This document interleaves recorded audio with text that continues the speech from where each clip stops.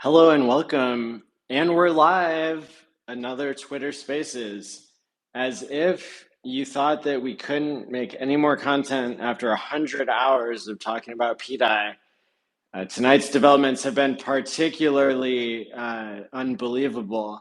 And so I want to just have as much of a discussion as is needed for such a historic night where we had your friend Sami join the game theory gang and had Richard Hart live tweeting the whole time, adding to the conversation. So really excited to, you know, bring this plan to the community. Because I've listened carefully to what everybody has to say for the past week, literally all day, every day, and so that's why I wanted to work together with the whales that have a big say in Pulse Chain, and so we kind of held an emergency meeting tonight and laid out enough of a plan that I'm fairly confident that that there's a great possibility that confidence can be restored in the market. I don't think that the market predicted that Richard Hart would highlight the need for an airdrop. Although that's kind of, it's really up to the community, and that's how decentralization works. So I want to I want to have as much of a conversation as we can have now and over the next week before this airdrop happens. And I'm probably going to greatly regret how much energy I'm going to put into this because I do not hold any pDAI and I will not be getting any of the airdrop. I will not be benefiting from the airdrop in any way, and I'm doing it because I don't want my life savings in Pulse X and Hex and PLS to be worthless because of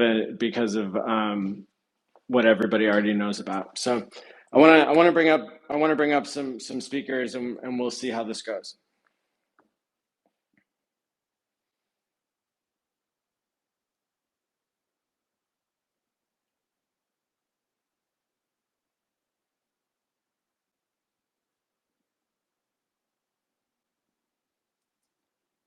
Habibi, you have reached the love line.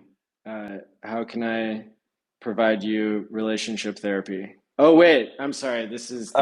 So I've been This is looking for a something big else. city goth bitch. Oh, How's it going, man?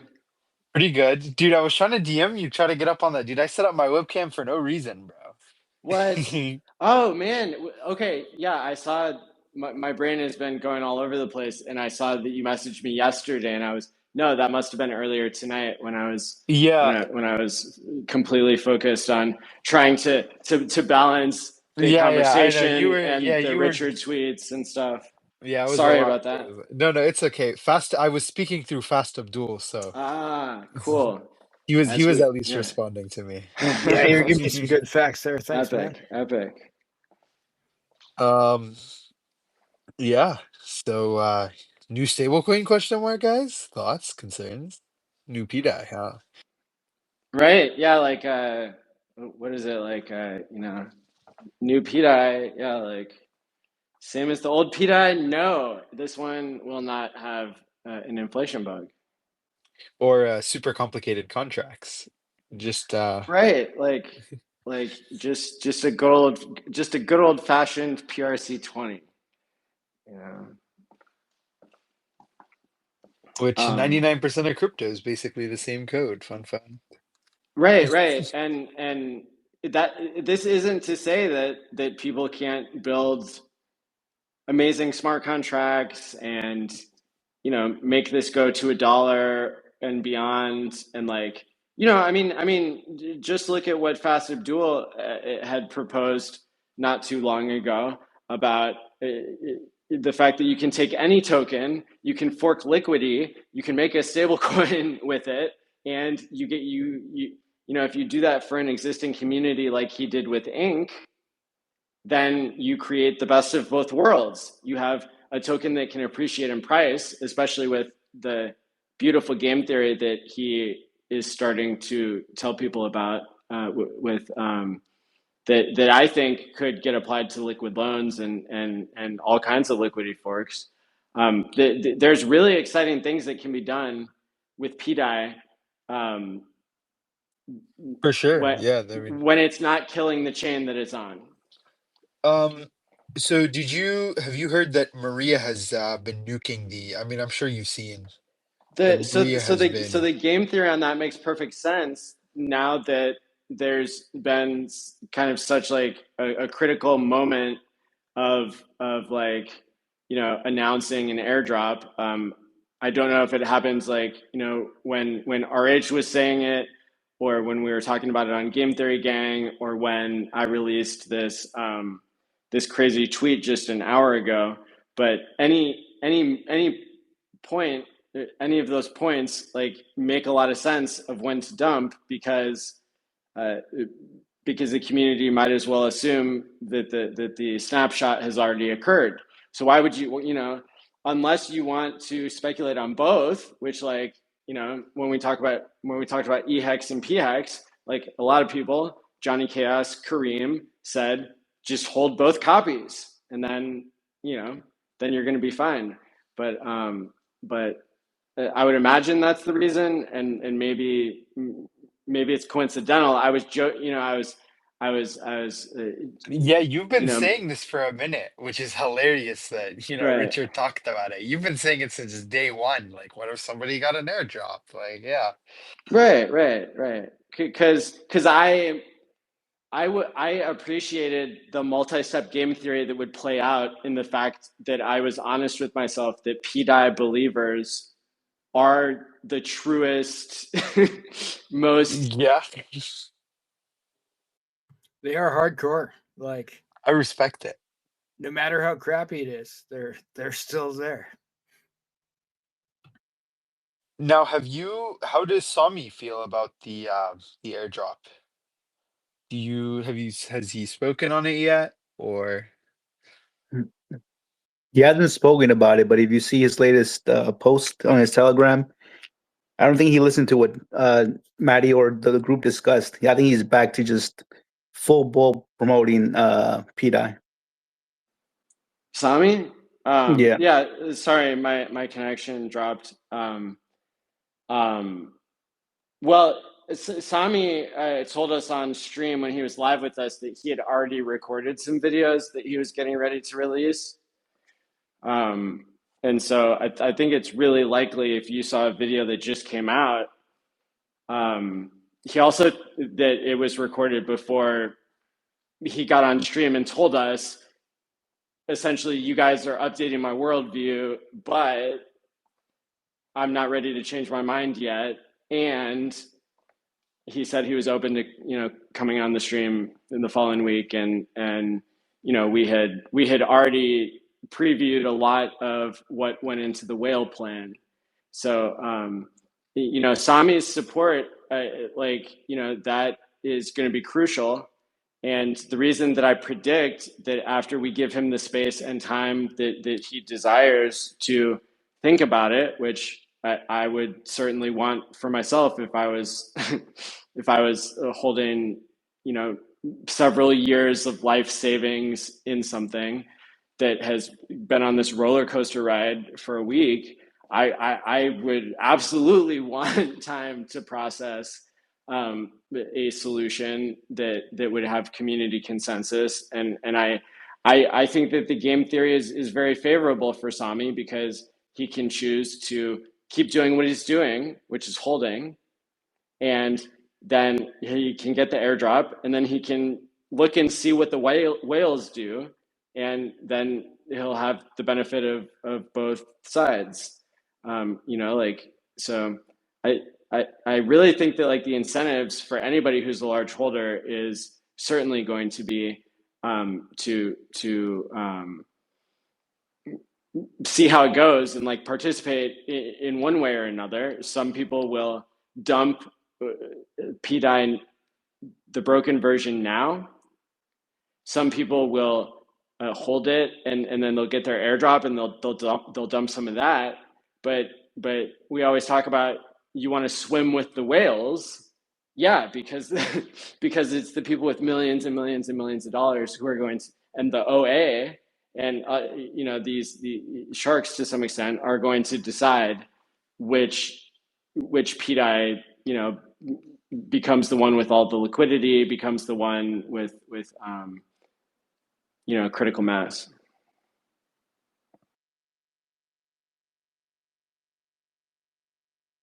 Can you guys still hear me? Yes, Yeah, sir. you're good.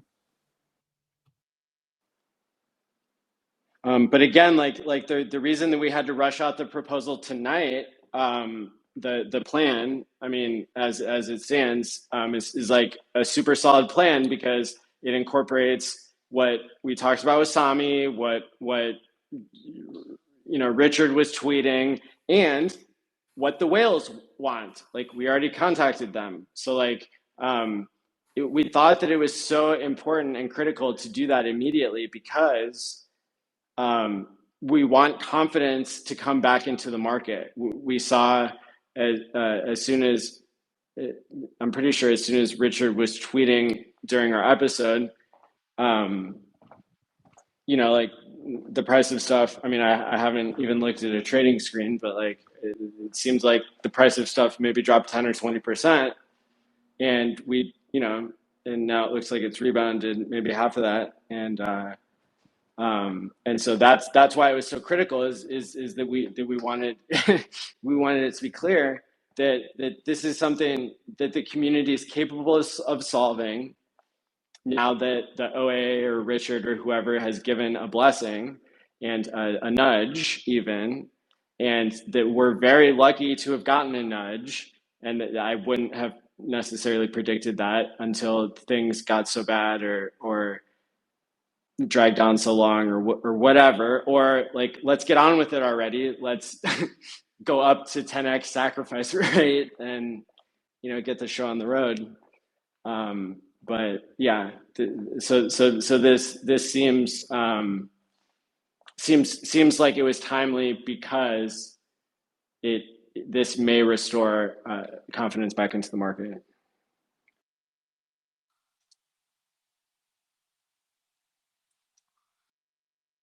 I mean, I definitely like the idea. There's some things I don't want to talk about on a space that I will talk to you about. I mean, I guess stuff that the public ear doesn't really want to hear. But I do think the Sure. idea is there. I like the premise. You know what I'm saying? Yeah, and like, people have already asked really good questions that we discussed in our like whale call. Like, what happens if I was an LP provider at the time of the snapshot? Will I get credit for that? And the answer is yes. All of the pDAI that you have in liquidity will be treated as if you were holding it outside of liquidity. So you'll get that one side, the pDAI side, airdropped in the form of a new token with no inflation bug. And yeah, so that that makes a lot of sense, and that seems like technically feasible. And so that's a really good question, because not everybody would understand that is important to do, because if you don't have something that's completely fair and provable on the blockchain, that like everybody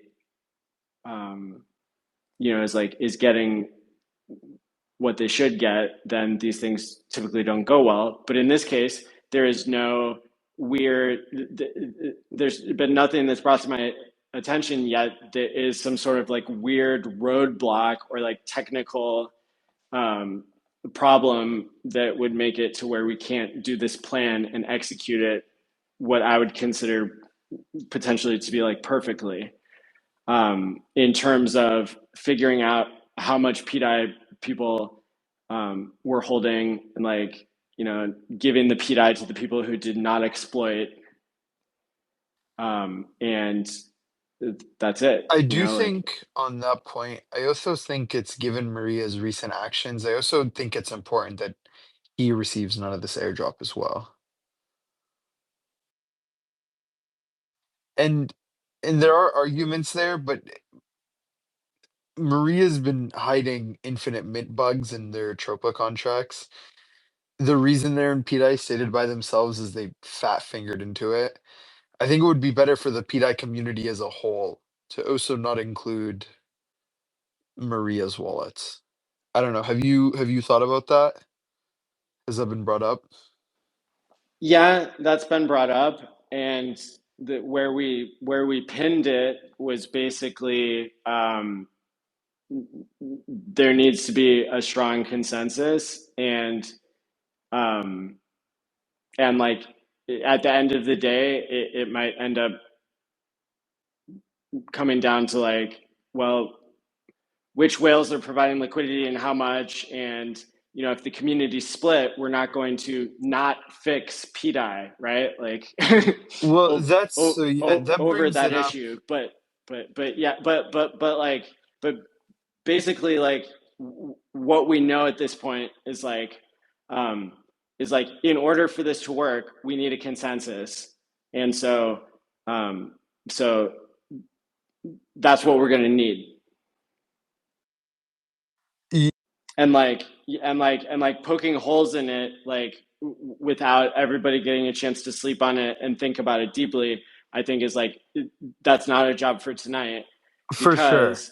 Because like the goal of tonight is to like say, like, to announce like, hey, Maddie's not suicidal. So like, if the US government tries to like John McAfee him, like, okay, cool, all right, nice, Maddie's not getting any tokens, Maddie doesn't provide liquidity, like, okay, that's all, like, everybody can agree on that.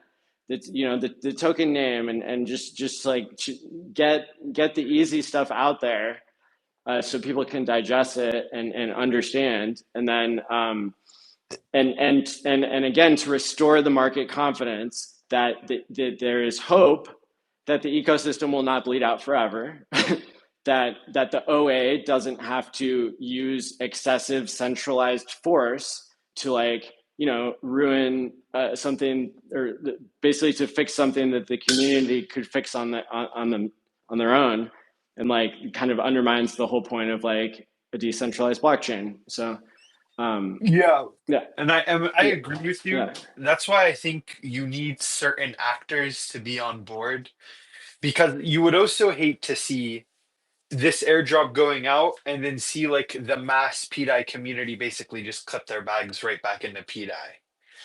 You know what I'm saying? It's Well, yeah, yeah. And but I don't know if everybody's gotten a chance to like read the pinned tweet very carefully, but we I'm really proud of like our group that already put together this idea and specified in there the, like, you know, you might consider it to be like a recommendation to the OA to like put the idea in people's minds now that the OA might choose to dump the living hell out of pDAI, the old broken ticker, at the same time that this airdrop is happening, and to move, you know, dollars that it has just sitting there into the new pDAI, and to, like, you know, it's possible that that you know, knowing that this will happen on a particular time, and knowing that the OA is active before, and like, you know, blah blah blah blah. If you put all the evidence together, I think it'd be really hard to make an argument that a successful transition could not be achieved.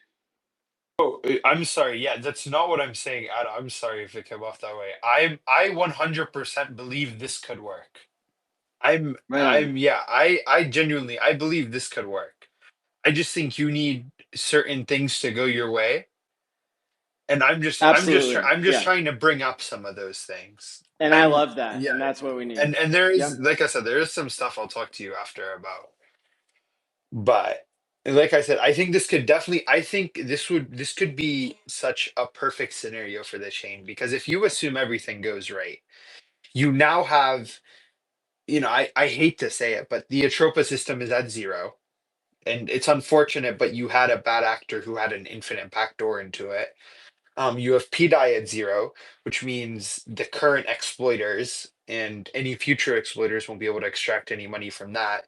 And you have the community rallied behind something that a lot of people underestimate is that the actual like ticker die, like the current pDAI, like trying to find that on Dex Screener is not very easy. And Right. and you So we guys, would be fixing the name, and that would yeah. be a huge like And boost. like it Yeah. doesn't really mean like a lot to us because we know how to find these things. But when you think of like the average retail guy or like the average guy who's coming into Pulse Chain and hears people talk about pDAI, pDAI, pDAI, they're probably going to go type pDAI into Dex Screener and they're going to be like, "Whoa, Right. what is that? There's nothing here." And then they're going to try to type in DAI, and guess what? Every other single chain stablecoin is going to pop up. So, like, I think the name fix is a very underrated thing that I haven't seen. I guess it's only been so little, but I think that's a big thing that would be such a boost already. And I think if everything played out correctly, like I said, you would have exactly what Richard would want, which is for pDAI to be at zero. You would have the bad actor Maria, you would have them out, the Atropa Eco, unfortunately. Like I said, it was the largest meme coin on Pulsing. Teddy Bear was, but Maria has shown their true colors. I mean, they're called out. It's probably over. And you would have the whole chain then reunited and healing against a new coin, pDAI, the real pDAI, the new pDAI. And again, it wouldn't be a stable coin. It's not going to be, nobody is very few, it would take a lot of time and effort to properly fork the Maker DAO. And that's not probably what anybody expects, especially not in, a week's time.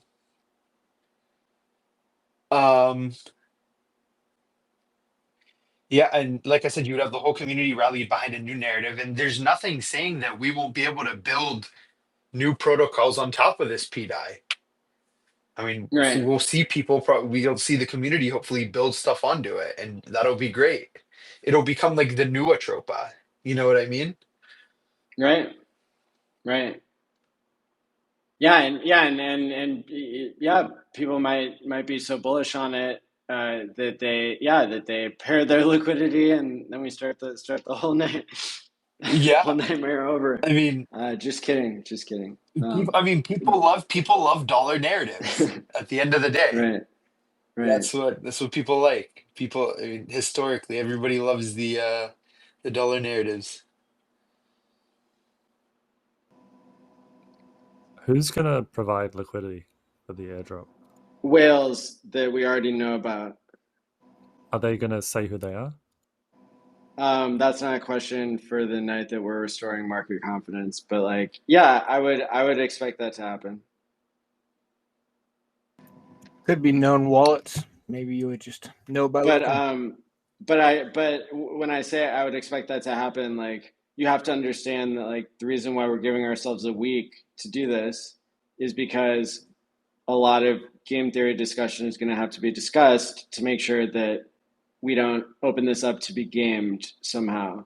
And like I can already tell you like the people that were in the private chat tonight like are you know who I consider to be the best minds in our ecosystem, and I also have no doubt in my mind that I won't have and that we won't have the support of many other great leaders in our community that I've just recently just what 2 or 3 weeks ago hung out with a bunch of people at the Pulse Chain or the PLS 369 conference. So yeah, like good news there on the social front and the whale front. But like the good news for you if you're not a whale is like, well, you get to play this one of two ways. You can wait and see what the whales do and then like do what they do, or you can like speculate now. But I think the idea is that it's very likely that people who hold pDAI now will get a new copy of pDAI, and nothing's stopping you from holding what you have now and like waiting to see how the new one does. Does Yeah, that that make makes sense? sense. Yeah. I got a question. Isn't it kind of fucked for people who sold out of their pDAI, for example, and now let's say the copy happened an hour ago or 3 hours ago, or it can happen tomorrow. Who knows? Isn't that kind of a fuck situation for guys who kind of got footed out of their bags and now there's a copy? Like if I was one of those people, and I'm not, but I already imagined myself in that situation, and yeah, that would particularly suck. That I mean, that might be part of people saying, well, this is never going to work. Everybody's going to dump it, dump the new one for the old one. Some of those people who are saying that are fudding it because they don't have the new one and they want the price of the new one to go down. They want people to dump that one. For sure. And but I think that the game theory is just so strong to say like this does not have an infinite inflation bug. This has the exact same holders as like the deepest part of the market, and people who believe and buy in like there's nothing stopping pDAI from going beyond $1. Like it's I mean, except for an infinite inflation bug. So I really think that people who believe, I think you're going to be just fine, because you're going to be able to get an entry, and I would hope that that there would be enough non-believers or people who are dumb at game theory, and like that you would get a really good price, but yeah, I like. I'm kind of like just a really weird like case where I don't have any pDAI coming to me in the airdrop, and so like my goal is just to restore confidence in the market and in the chain.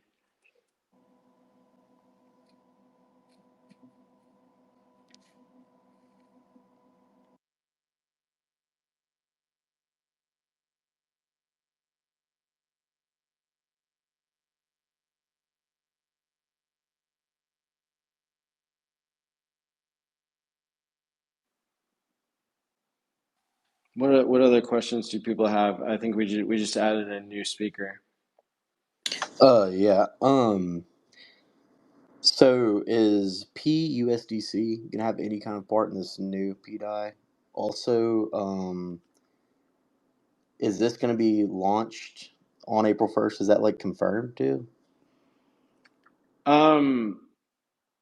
So the announcement says that it's not a joke, and I also commented to somebody who pretended like it was a joke, and I said that it would be pretty cool lore for Eric Wall, and all the people who like think that April 1st, April Fool's Day would not be like a good day to launch. Like President Trump decided to put the new tariff deadline on April 2nd because he doesn't want people to think he's joking on April 1st. Like he said he would have done it on April 1st. But I can tell you, Richard Hart does not believe in April Fools at all. And he actually gets really pissed off when people do jokes about April 1st. So I can tell you like Wait, is that a real thing? yeah, that's a real thing. So whenever you ask yourself, is that a real thing? The best way to fact check whether Richard has said something is to go to a website that my developer created for free called hexsearch.io. And you can type any statement like April Fool's Day, and it will bring up literally every time Richard has ever said April Fool's Day in his stream, and it will automatically take you to the very second in the 8-hour stream where he said it. Whoa! Thank you. My pleasure. Yeah, like that's underrated. And so yeah. So go listen to all the times that Richard has brought up how much he hates April Fool's Day and why. and I don't know, maybe I need to like clip that shit and put it out there too.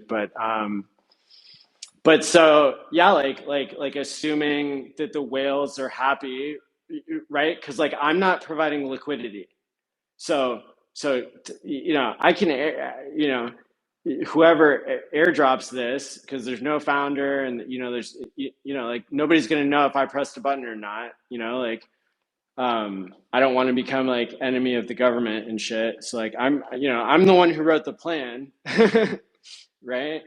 And then somebody presses buttons. You don't know who. Maybe it's Satoshi Nakamoto, like coming out of the grave and like helping us out. And then, but in order to make that meaningful, when the tokens, like, when they get sent out in a batch send to all the addresses, and there's like 50,000 addresses, or no, sorry, there's 500,000 addresses on pDAI, but there's 45,000 that are like active. So you might see like the batches like focus on the active wallets first. And yeah, and so it's up to the whales. Like I will not have any control over like whether this is a meaningful thing. Like if I airdrop a token and there's no liquidity, because the whales haven't added it yet, it's not particularly meaningful because like somebody has to add liquidity for it to have a price. And without a whale doing that, it's also not very meaningful. So, but that's also why I'm like confident, is because like I believe that I believe the whales when they say that we have their support, and yeah, so like the real challenge, or it's not really a challenge, but like the thing that needs to be done is like somebody needs to run a script that can pull out all the addresses that are not linked to the exploiter, which I think could probably be done in a week. I could tell you, I have a script that'll do that for you right now. Oh shit! So, especially if somebody like you that is like well known in the community and like everything, if like you're able to provide me with a list of like how many tokens and the addresses, and then I can get that from a different independent source, that like maybe you don't even know about, and then I can check those. I can share both of the documents with the entire community to make sure that before anything happens, that that nobody's screaming, "Hey, you left my address out" or something. I mean, that's kind of what Richard or whoever did with the pulse chain airdrop stuff, was like there was a sacrifice list, and you like had to go check your points. Like the points were wrong a bunch of times, but in this case, it's not like trying to figure out the price of 100 different assets that were like counted for a sacrifice. No, like the probably the most challenging thing about that list, the airdrop list, is which probably isn't that hard of a thing, is to make sure that the liquidity providers of pDAI have the right amount of pDAI that they're going to be getting, which represents the amount of pDAI that was in the liquidity pool at the time of the fork. Yeah, and I mean, honestly, with you, like, what would honestly be the hardest part is probably making sure that you aren't filtering out. See, this becomes more of an ethical question, but do you filter out the people that tried to do an exploit? I would say no. And the issue is you would just run into false positives of people who try to do the exploit. So it's basically just going through that list and making sure the people that tried versus the actual exploiters. Yeah, I agree. And that would honestly just be the hardest part, because you would just get a bunch of false positives. But like the community can help with making that list, right? Of the 100%, exploiters. yeah. Like there doesn't have to be a Because you, list of the holders because the blockchain will provide that, but like a consensus on these are the exploiters would be the thing to look for. yeah, and I mean, I've already been assembling a list. This brings up into question, would you, I also believe that the people that exploited pDAI at the start also probably shouldn't get airdrops, but I guess that's a different question. Because there are people that exploited pDAI when it first launched.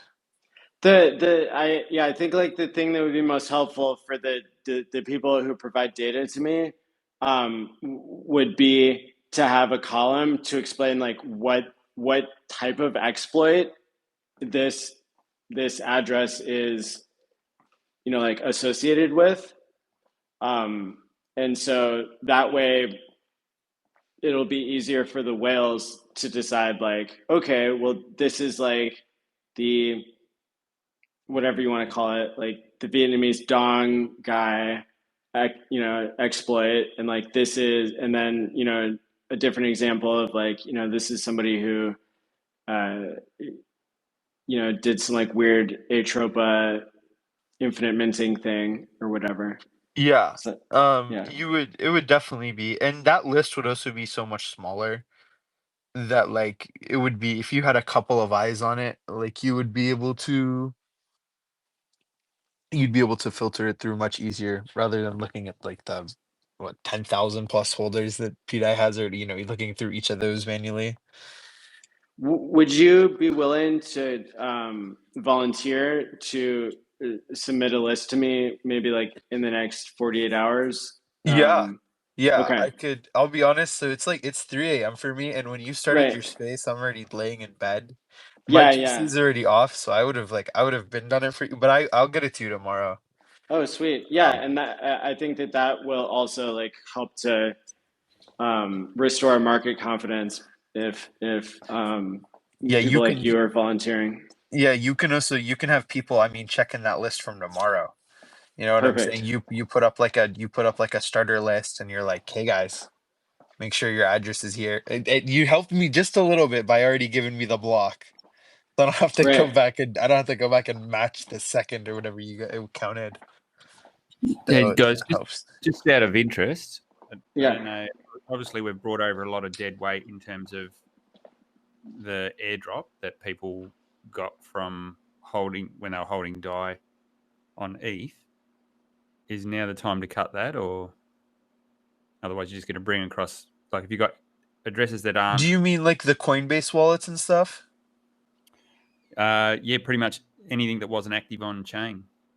Now I know that makes it a lot harder, but that was half the risk. Is you've got a lot of you've got a lot of people that can just come over and extract. I think it would be a lot more bullish if Coinbase went over and nuked our coin. I think we'd all love that.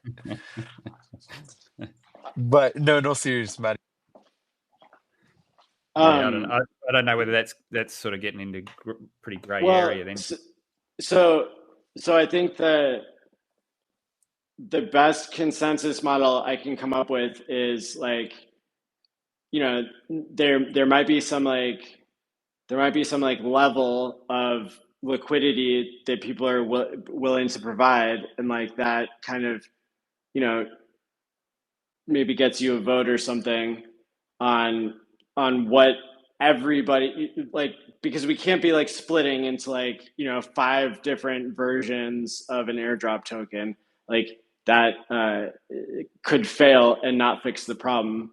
And so I think that there will be a strong enough incentive for the entire community uh, when it comes to the whales who have already pledged their support, you know, the basically what I just proposed, where like the data providers, they are providing a column that says like, you know, these are accounts that we've identified as part of a centralized exchange.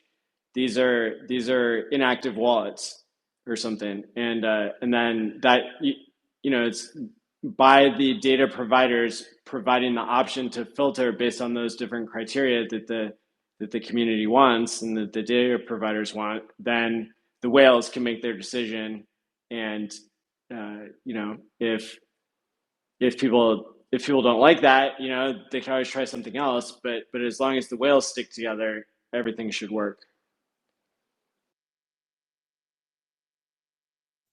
Yeah, that sounds fair. I think that means anything's on the table as long as it's properly documented and voted on. Right, and it's kind of like kind of an agreement already within the group that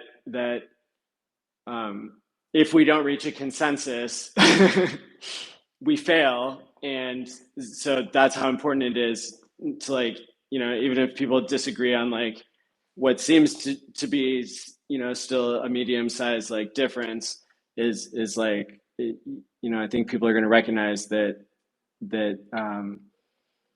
whoever puts up the liquidity has to agree, and then we will succeed. Because part of this is an opportunity to create for the pDAI holders a dream come true, and an engine that can be successful on Pulse Chain, but it's also a chance for Pulse Chain to heal from the extraction that's been happening. And so you've got it'll be interesting because we know the OA has shitloads of liquidity, so that kind of settles things right there. But then you've got the whales and everything, but it's in particular it's the whales that were holding the old pDAI at the time of the snapshot, because they're the only ones that are going to get airdrop tokens through which they could provide liquidity. Although with V3 buy walls and stuff that could be set up on 9inch, that could also come into play in a way that it's going to be exciting to see price discovery, right? It's if this works, it's going to be a win for everybody.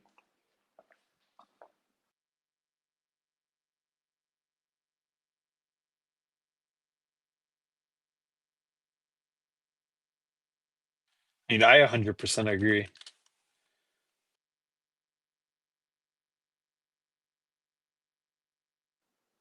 Mark, you have your hand up. Yes, thank you so much for allowing me to speak. I did lock up most of my pDAI supply and time pays me. Does that mean I won't be able to get the airdrop because it's stuck in the vault? The airdrop is going to work beautifully for you. In fact, Time Pays Me was specifically designed with many, many complex scenarios in mind. And so we were so excited about the possibility of airdrops that we have that designed into the system. Now, the only difference is that in order for you to access your airdropped new pDAI tokens, you're going to have to follow the instructions that I put on my blog, and I also published that on x.com/timepaysme, and it's the article with a cowboy or something on it, and it's the only article that I've published recently, and it tells you how to go around the front end, which unfortunately can't handle any more tokens being added to it until we upgrade some things. But this is good anyway, because it's more DeFi to be able to know how to go around a front end, and now you don't rely on any middlemen. And so those tokens, because actually, and this is actually really interesting. So because those tokens are just held in the vault, when your vault address will be put on the airdrop list, and I will personally make sure of that, because the data providers will see that as a contract. and in most cases, if you've created a vault. But coins can actually be sent to your vault before the vault's created, and even if somebody else is sending you the coins, they'll go in there. But the interesting thing is that your time lock will be broken with the new coins. So you will get your full airdrop of everything that you've time locked, airdropped directly into your vault in an unlocked form. And so you'll be able to go in immediately once the airdrop has happened and either set a 7-day timer to withdraw all of your tokens, or you'll be able to go in and immediately time lock for any duration that you choose for any amount of those tokens. But it will still have a 7-day cooldown, like anything else you pull out. Okay. Well, I really appreciate your consideration for that. Thank you for your help. My pleasure.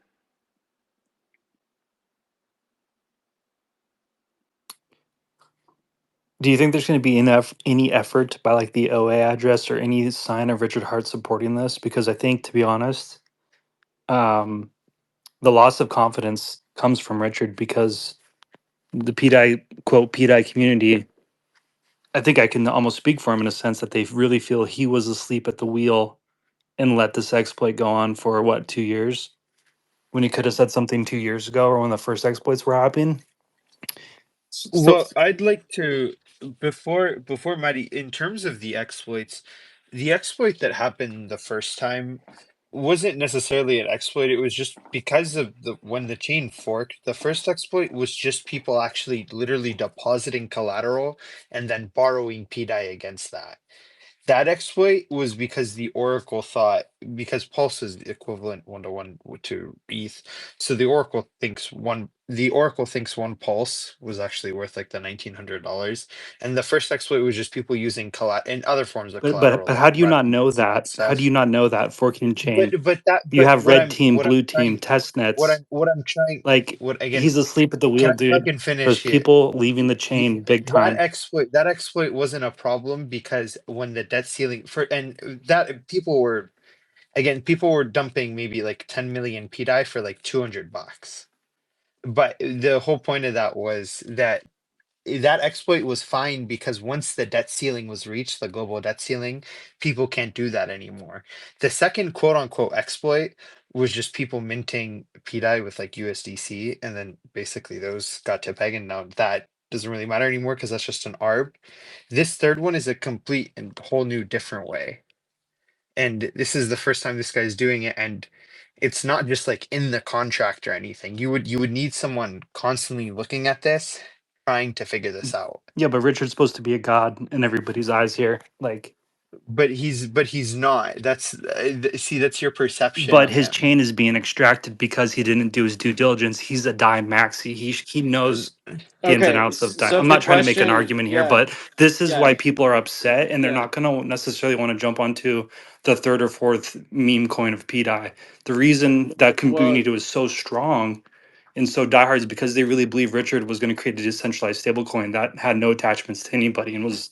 well, then let's watch and see if the OA That's what I'm shows saying. its support, and then there won't be any question whether the OA has supported things recently or not. I'm not trying to start drama. We've already hashed all this stuff out forever. And Maddie, I definitely appreciate you taking the initiative to do something instead of nobody doing nothing. I think it's a great idea overall.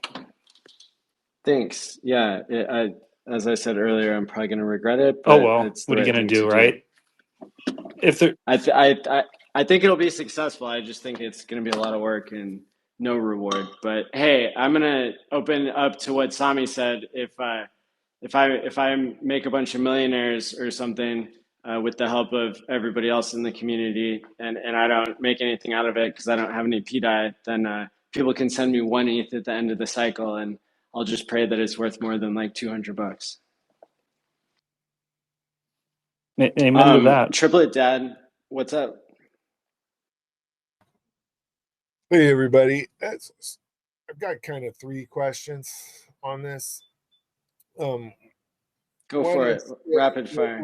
with the PLUSD, when that showed a minting bug, everybody dropped it like a hot rock, right? Right. I find that interesting, right? So this exploit gets shown, and people dig a hole and freaking fortify their position, right? Right. So the zealots that are in this, I don't know how they will take receiving an airdrop. And when you say whales, are those whales that are in the pulse chain community, or are they Like whales? yeah. Wales, like the OA has shown support. Richard's shown support.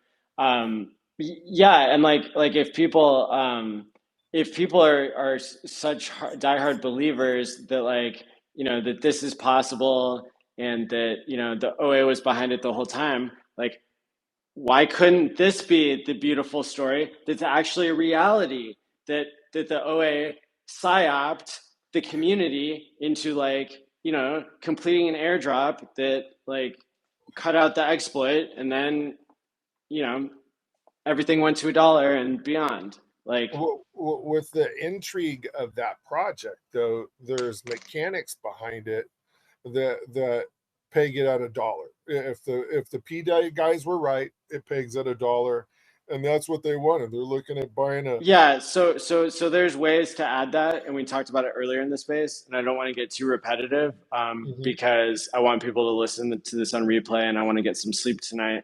But the whales that that's a need to great be question. the whales that need to be involved in this would be the whales within the pDAI community, I would think. Correct. Yeah, and that's what we've arranged, and that's why I think that we can hopefully start to breathe a sigh of relief that like this mess is going to be contained, and that the market can have confidence again. And because the snapshot has already happened, a plan has already been put into place by myself and others who have years of proof that we do what we say we're going to do. Well, I do what I say what I'm going to do, right? I freaking took snapshots all the time and delivered $28 million worth of sacrifice money to people on this call, right? So, right on. Good job. Yeah. So, the whales, the best part about that community is there's little guys, big guys, and everything, right? And all of those guys striving towards a common goal. I just don't see whales participating in this. Well, that's a particularly bad take, and what I'm going to ask you is, did you witness Richard Hart on Game Theory Gang tonight? Oh yeah, 100%. Okay. So I know that Richard Hart will do it, right? Cool. Well, that's enough. That's enough whales right there, and then we have way more whales than that. So I've already addressed earlier in the stream, and I know not everybody was here from the beginning, but like we're not going to release the names of the whales today, but what I'm saying is that I have restored confidence in the market, and we can let people digest this, and we have a week to figure it out, and we have a deadline, and yay, go us. But like we're not gonna get into like all the what ifs like in a super negative fashion on the night that we've pulled off something pretty great, which is announcing a plan. It's been developed in private and will become fully transparent over the course of its implementation. And if you don't believe, then you are really going to help out the people who came up in the space earlier, and they were like sad because they do believe in the airdrop and they sold their pDAI right before the snapshot. So I sold all my pDAI to go into Fast Abdul's ink printer, so I had pretty good timing. So I'm okay good with for not you. getting the airdrop. Beautiful. Right? Well, some people are so bullish on the airdrop that they are feeling FOMO already for it. And they know that they're going to buy into the airdrop, and they're just pissed that because the price can be set anywhere the whales want to set it. So anyway, if those whales are as solid and a single mind, why don't they just get behind an RH ticker? well, that isn't how it works. Okay. But nice try.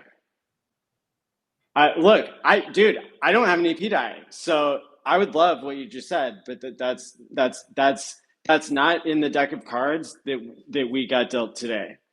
The deck of cards we got dealt today is like, you know, stop this week-long nightmare of fortifying stronger positions in a sinking ship that's like ruining the chain. Like, yay! Now we have a plan that seems from a whale perspective to be a winning plan. And if people don't believe, you know, and you want to dump your airdrop, like that's going to help out the guys who do believe.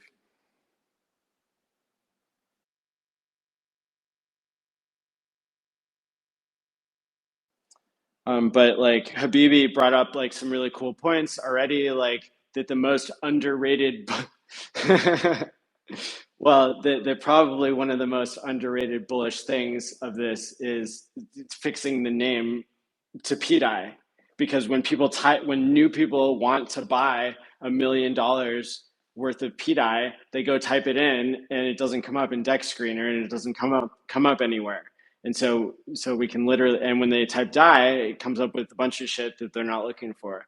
And so we're literally going to be making it much more viable by new people. That's You cool. actually, you got me so excited on this that I got up. I'm on my PC right now. I'm gonna try to get, Ooh, yeah, we'll see. bless your heart.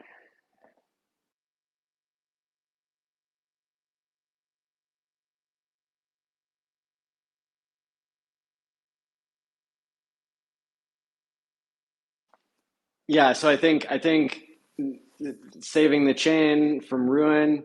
I mean, you might find, you know, what did Kareem say tonight?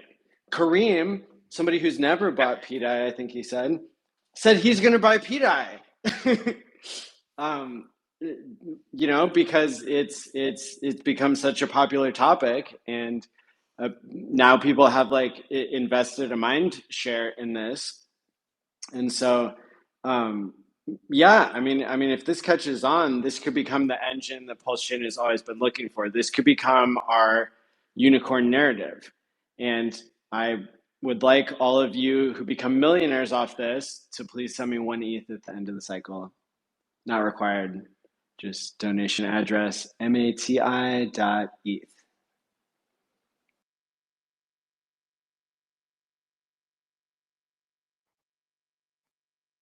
Man, just props to you for trying to salvage it. Whether you are a pDAI Maxi or a Richard Hart Max or whatever, I mean, this is what the community does at the end of the day. They come together and they push forward. The sun's going to rise tomorrow, right? So, and thanks again. I think everyone has mixed emotions. Like me personally, you can Yeah. tell I'm pissed. I'm actually pissed off at Richard. I just, man, I feel like he's Yeah. asleep at the wheel, dude. This is not right. But Well, the pro side of that, in this case in particular, and especially if it works out for people who believe the most in pDAI, who get incredibly rewarded, and anybody else who's earlier than all the people on Solana that are going to come over and play, or Ethereum or whatever, like the cool thing is that, like, looking back, Richard will be able to say, wow, my community was so decentralized, more decentralized than yours. Ha ha ha. You know, pDAI to $100, right? So so like, even though it seems like we're in ruin now, we might not have had unity amongst all these different groups within our ecosystem. Dude, like, I would love to buy pDAI that doesn't have like an inflation bug after like the trauma, the shared like trauma that we've all gone through over the past like week, plus like over the past 3 years or something.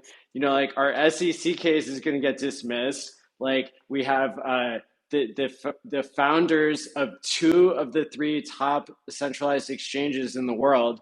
CZ is following Sami. Jesse, whatever from Kraken is following me, Jesse Powell, and like, dude, I mean, we're just like, No, I agree. We have a lot more good going for us than bad. This is just this yeah, is just a major yeah, thorn in the side. like an $8 million buy puts us back to SAC rate, spread out over the 4 tickers. It puts us back to SAC rate on everything, hex to 5 cents. And if the entire OA bag rotated in all at once, that would be about a 1,000 to 2,000x in pulse chain. These aren't imaginary numbers. These are numbers I calculated based on the 10x run that we had last year with a $20 million buy over 8 weeks. So we have incredible potential, and it might be that this crisis protects that capital and gives it to us and not the hacker, exploiter, whatever. Man, I wish there was just, if I had the golden egg wish, it would be to somehow fork Maker properly and get the same narrative going. And if the community is able to peg it, so be it. But Yeah. if you had that So narrative, this would yeah, 100% work. yeah. So what we can do is we can all get behind Fast Abdul to do another Liquidity fork for the airdropped pDAI. That's what we need to do then. You have to have the same Yeah, power behind it or so similar. it's going to be similar. It's going to put you in a situation where you can have a token that appreciates greatly in value, and you can have a token that's stable, and you can have them supporting each other. It's not going to have like the weird DAO shit that like you probably don't even want all that fucking complexity, where like, you know, the community has been struggling, you It's know, incredibly everybody complex. and stuff. Yeah, like screw that. You know, like the Liquidity vaults and their collateralization sounds a lot like you know, Maker protocol anyway. Like except without all like the trash spaghetti code like logic that is kicking our ass right now. So you know, I'm starting to see this like incredibly bright future because everything that people said about pDAI was true. Like the parts that the parts that were like, yeah, at the top of the market, if everybody rotates into stables that are collateralized by like our own assets, then like, you know, that could solve a bear market in crypto for the first time ever. Like, not guaranteed. I know we said that before, but like, we're now talking about a mechanism that didn't exist Okay, before. so is that the plan then? You're actually going to try and do some type of collateral back stable here, launching at whatever? Oh, like, why wouldn't we? Okay, I must have joined late, so I didn't know that. Well, no. That's never been said Okay, before. well that's But a huge yeah, deal. like, why wouldn't we? Maddie, could you just go over like the basic plan? I know it's super in its infancy, but just kind of do a brief summary of what the actual goal and plan is with this. So like, yeah, so like, you know, the idea would be that I think according to Fast Abdul, you can like you can kind of like create a stable coin out of any asset, right? I mean, Fast, do you want to speak on it? If he's there? Because I mean, I could speak. I could speak to if it. we're legit 'Cause forking, yeah, okay, go ahead. we've So created a front end for liquid loans, and we were the largest wallet for liquid loans. Right? We beat Godwin. Know quite a bit about Liquidity forks. awesome. We can't So hear Fast Abdul, and I see he's unmuted himself. So I just wanted to know if he leaves and comes back, then I'll re-add him. But Triplet Dad, go ahead. So it would just all depend on the price action of the asset going up to $1, right? Right now we have liquidity forks for Pulse. No. So let me correct that. So Fast Abdul had already proposed to create a liquidity fork for pDAI, the broken version, before we knew that it was broken, and it did not have to hit Correct. $1. But if you wanna peg that if you want to peg that token to $1, right? Well, Eventually that if the goal of the new pDAI is to reach $1, right? You would have to have no. appropriate price Hold on. action to get there. So apparently, I need to explain my vision a little bit better, and then we can come in with the technical details. Okay. So the idea of having a liquidity fork to service a unstable coin that has a narrative of like going to $1, like that's the new category. That's like the unicorn like idea of pDAI. And so basically what you could have is you could have a protocol where you just like when you take your ink that can go to any price it wants to, and you can lock that up in a vault, in a liquidity vault, that then issues you a loan for stable coins. Right. And then you have all those different mechanisms within liquidity, but it absolutely does not limit you to having. You're 100% right, Yeah. Maddie. I'm not disagreeing with that. But unlike most tokens, right? Let's just say Fast Abdul proceeded with his pDAI venture in the past instead of switching to ink, right? The end game of that is if the pDAI did get to $1, that protocol would just be there as a pegging mechanism, because you could take a loan on your $1 and you could redeem for $1, right? So it would just be there. That's why the airdropped version is going to be so much better, is because it doesn't have all that maker garbage in it in order to like. I don't disagree with that at all. Yeah. Right? I don't disagree with that at all. Yeah. And you would just need to have a really solid oracle for yeah. the price of this. So it would So it would basically be like a side token that you can create by locking up your pDAI and taking a loan against it, and the pDAI doesn't stop at $1, but then there's like $1. There's like a new token that you can create that represents $1. Right. Right. So there would be a new stable coin. So explain to me how that works, right? So you airdrop people pDAI, yeah, right? And you're trying to clean up the tickers. So you would have a new $1 token that would be issued as collateral, be issued as a stable coin for that collateral, right? So right.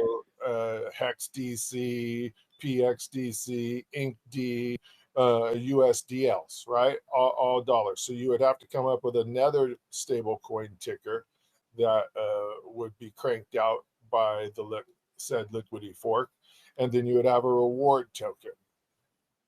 We should probably call that Maddie. It's too kind. We already have a Maddie token, and it's controversial enough. But, all right, buddy. But yeah. So I mean, yeah, possible. I don't know. Maybe you call that the all-in token, and then people can be all in actually using that reward token, as Fast Abdul has described a very innovative breakthrough of he has an idea that's so complex I won't butcher it, but I've heard him explain it 3 times, and I'm extremely confident because he's using mechanisms in DeFi that already exist. So anyway, there are cool things that Fast Abdul has proposed that can easily be done, and that's a very loose term, like maybe 2 or 3 months of development. But there are cool things that can be done with that rewards token to, again, we're talking about the pDAI narrative has always been create a better collateralized dollar system than has ever existed that's crypto backed. And the type of thing that Faster Dual says, is proposing, I think would qualify as that, is because using Liquidity and his new idea and combining that with the powerful pDAI narrative and the no more inflation and that kind of stuff, and like separating it from like the maker stuff, which obviously doesn't work. Even if you just fork a chain, it doesn't even work. Like that's shit DeFi. but why did it work on ETH for so long and still working? Oh, MakerDAO, it works perfect. Yeah, but so the way that I would compare those two things, even if I said that they're both working, which you can say that they are, in terms of like Liquidity on Pulse Chain and like Maker on Ethereum, but not on Pulse Chain, the difference there is that like in Liquidity you don't have all these like weird like side issues with like, oh, if USDC comes over to our chain and like fucks us over, like I don't know all the things that they could fuck with their admin keys, but like there's so many people with admin keys that are in like different groups that are completely different sets of people. So like your USDC people could come over and probably fuck you on your DAI. On like they could screw up something in this codependent system where it's trying to spread risk by like, oh, we're collateralizing with USDC, USDT, and ETH, and there's all these weird dependencies between those things. Well, those all have admin keys. Why is a Liquidity fork better than that? A Liquidity fork is better than that because it's taking something that like has on-chain liquidity from like lots of things, but if the liquidity for those things like breaks, it's Liquidity still works on different forks. Like Liquidity is backed not by things typically that are only held in banks. You have to remember, like, there is no, well, I was going to say there is no admin key for Inc, but yeah, there is. So I need to go to the next example. Like, there is no admin key for Hex. Well, you have the OA shit, but like pDAI, the airdropped pDAI version will not have an admin key whatsoever. And so that becomes pristine collateral if you pair enough liquidity and you have enough buy pressure from every source of liquidity on Ethereum and Pulse Chain. I recently have become aware that like the amount of liquidity on Ethereum is currently at $50 to $60 billion. And so you have that amount of economic energy that can back something that is over collateralized and does not have dependencies in the fiat banking system. Because how many people are going to want to trust something that, man, I'm having so many ideas right now because even just the point of like, if we could cause this Liquidity fork to happen at the bottom, and people created a shitload of, like, if the OA, dude, this is so fucking good. I'm glad this is recorded. So if the OA fucking goes in with just its pDAI airdrop and collateralizes the shit out of that at like a low price, somebody fucking tell me I'm wrong here. That like that could create a really, really, really, really good collateralized stablecoin because like, well, I guess you'd have to. I guess it not only comes down to like what the price is when you start the vault, but it also comes down to like what the value is of like the collateral that's providing liquidity that's plugging into that entire system. So like when you evaluate like how good is liquid loans for like, or how good is the Power City thing or whatever, how good are those at like letting somebody with $10 million sell without selling, like never selling, and then they can actually bridge out into something that's paired with USDL, which like maybe there's some USDC paired there, but maybe it's only $100,000. So you really need, so that's like a kind of a choke point in the value of the system where you do need to have real value attached to it. So But there's a couple of choke points in the system. I go through those in detail, and I go over these all the time with Fast Abdul. He and I talk a lot, right? So let me just ask you from like zoomed out view, not even why, but like, do you think that it would be particularly beneficial for the OA to like collateralize like before a significant move higher in the price of something?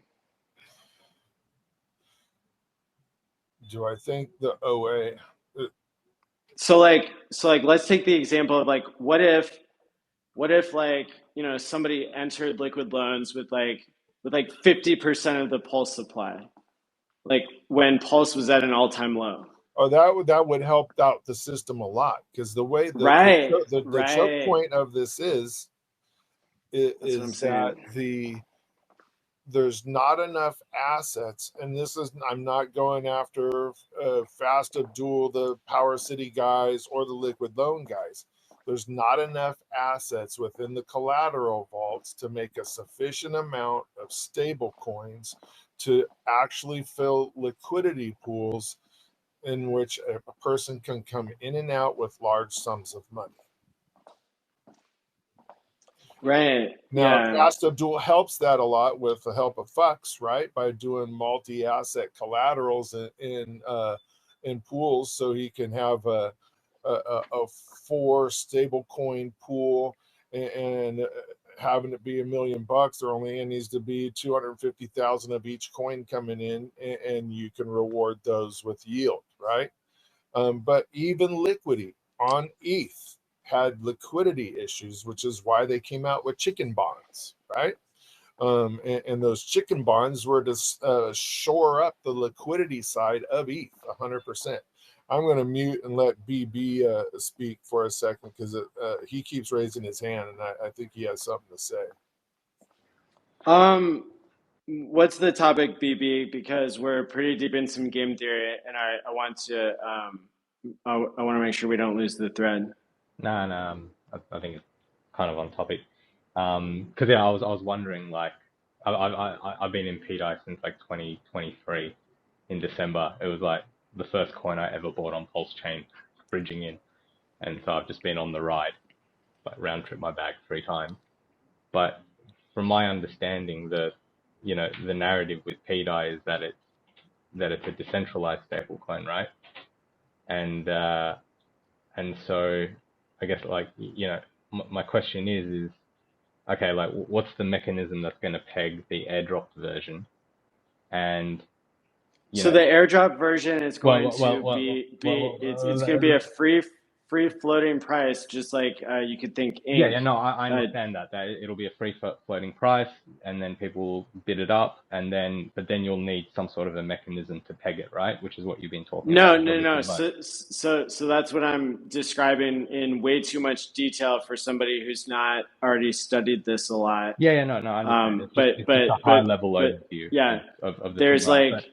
So basically there's a protocol where if you lock up your DAI and it goes up and down in price, you can create a stable coin out of that is backed by the price of the DAI.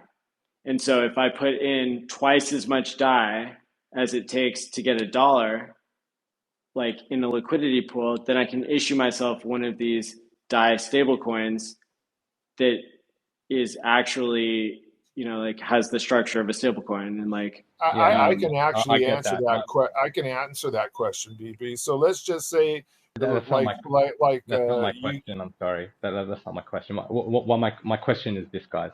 This is all my question is that the narrative of pDAI is that it's a decentralized stable coin, right? Now, It is Well, it's destabilized. speculative, yeah, but it's and aiming it's to an be. unstable Okay, coin. it's Yeah. aiming to be. Okay. It's aiming to be a decentralized stablecoin, right? Now, if you guys are gonna take this over and put your faces behind this goal, right? If you guys are actually making a stablecoin, there's currently, like, I'm assuming, like, the government is trying to regulate stablecoins, right? So all these new stablecoins that are coming out are basically CBDCs, right? And so No, they're not. They're not the new Trump centralized coin, at all. the new Trump coin doesn't have like blacklist functions and stuff. The USDC1 coin, USDC has a blacklist, but but a the new Liquidity Trump one fork that just doesn't. came out. But I Oh, don't, Maddie, what my that's question is this. This is that's my on question. Solana. It's not even a real chain. No, Trump released a stablecoin with Liberty Financial just yesterday. Oh, yeah. They launched on BNB, which like is kind of a real chain. Yeah, but look, Yeah. what my final question is this: is that okay? If the aim is to make a decentralized stablecoin, to use a SOMI term, what's going to happen when some of you guys are going to start getting decapitated horse heads in your bed from the Coconut Intelligence Agency, you know, or you hear a bullet fly past your Dude, head when you're on the that's beach of Puerto Rico? That's all yeah, my well, question is, you know, like what, like no, the security, I the security of all of this, because it's a big venture. yeah, Like if you I go already down one said way, I'm it's not suicidal, but what happens to me, I guess, is not your problem. no, Maddie, we so want you so to so stay with so us, man. liquidity forks would be could peg it to $1. So you would have the normal price action of pDAI. Let's just use the existing one, and let's just say Fast Abdul did his printer for it, and there's not an infinite minting bug, and we're using that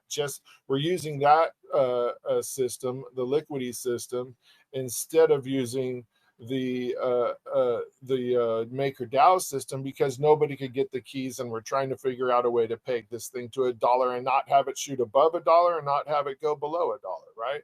So you would take those pDAI tokens and place them in your vault, and and it could be at 4 zeros and a 1. I don't care what the price is, but as that price goes up and it gets to $1, that money in your vault, you could still take the new $1 out for that $1, and you could pair it for rewards inside of a balancer fork, right? And if it dropped below $1, you would take those dollars that the protocol minted, and you could mint yourself those dollars, and it would maintain itself at $1 and couldn't go above, because you could take a loan for a cash value of what you take a loan for the same for the value of the $1, right? So I have my pDAI in there, and I take out these new P dollars, right? And those P dollars are now freaking in a protocol, or doing whatever with them. Now those P dollars can always be redeemed for that $1's worth of that pDAI, or you can sell them on the market for $1. It would maintain its peg, providing there wasn't any issues. And I think Fast Abdul has some stuff that we've talked about, and ideas of his own to keep that from going below $1, or keeping the protocol funded. It is all decentralized.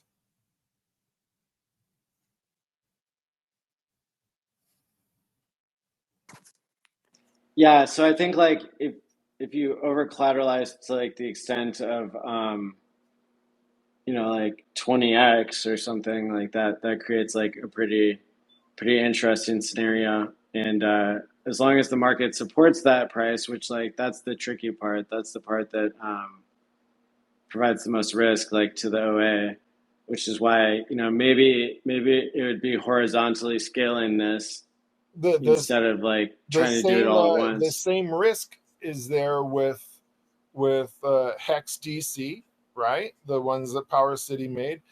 Everybody always says hex to $5, right? Why am I going to take $1 loan for a hex if it's $5, right? I'm going to probably just roll with that. Why do I want that to happen, right? So it's kind of a buffer there. Yeah. So like, like whether the OA uses this or not, I think like people will use it, and it will give the best of both worlds, which like normally you wouldn't think is possible with like, people can get rich off of pDAI airdrop, and like, like that's super volatile, and like maybe it's as bad as hex or like not as bad as hex, but like it could go up and down a lot. And then sometimes people could, issue themselves a stable coin and experience the stability of that as much as they can, or to the extent that the protocol allows. But like, holding $1 in a bank through a middleman, like that's already a product. And that's the killer app in crypto right now all around the world. So Fast Abdul's back, yeah. by the way, buddy. You can bring him back up. Hey. Okay. He's not up here already? It says that he is. Okay. Maybe I'm getting I guess I'm getting a bug too, because it says that he's trying to join, but it says he's already a speaker. So I guess I'm going to remove him, and then he can come back up.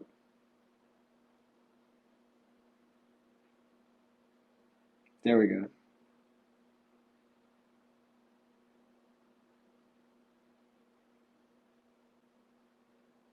Oh, it says there's an error adding him.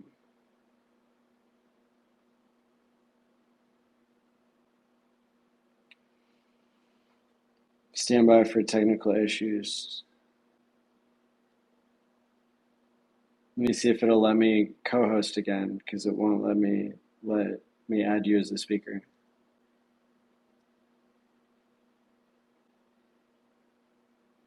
Okay. Well, Surfing Coin, you got a question?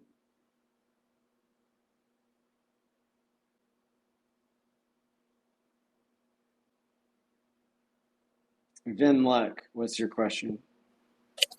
Hey, Maddie. Hey, guys.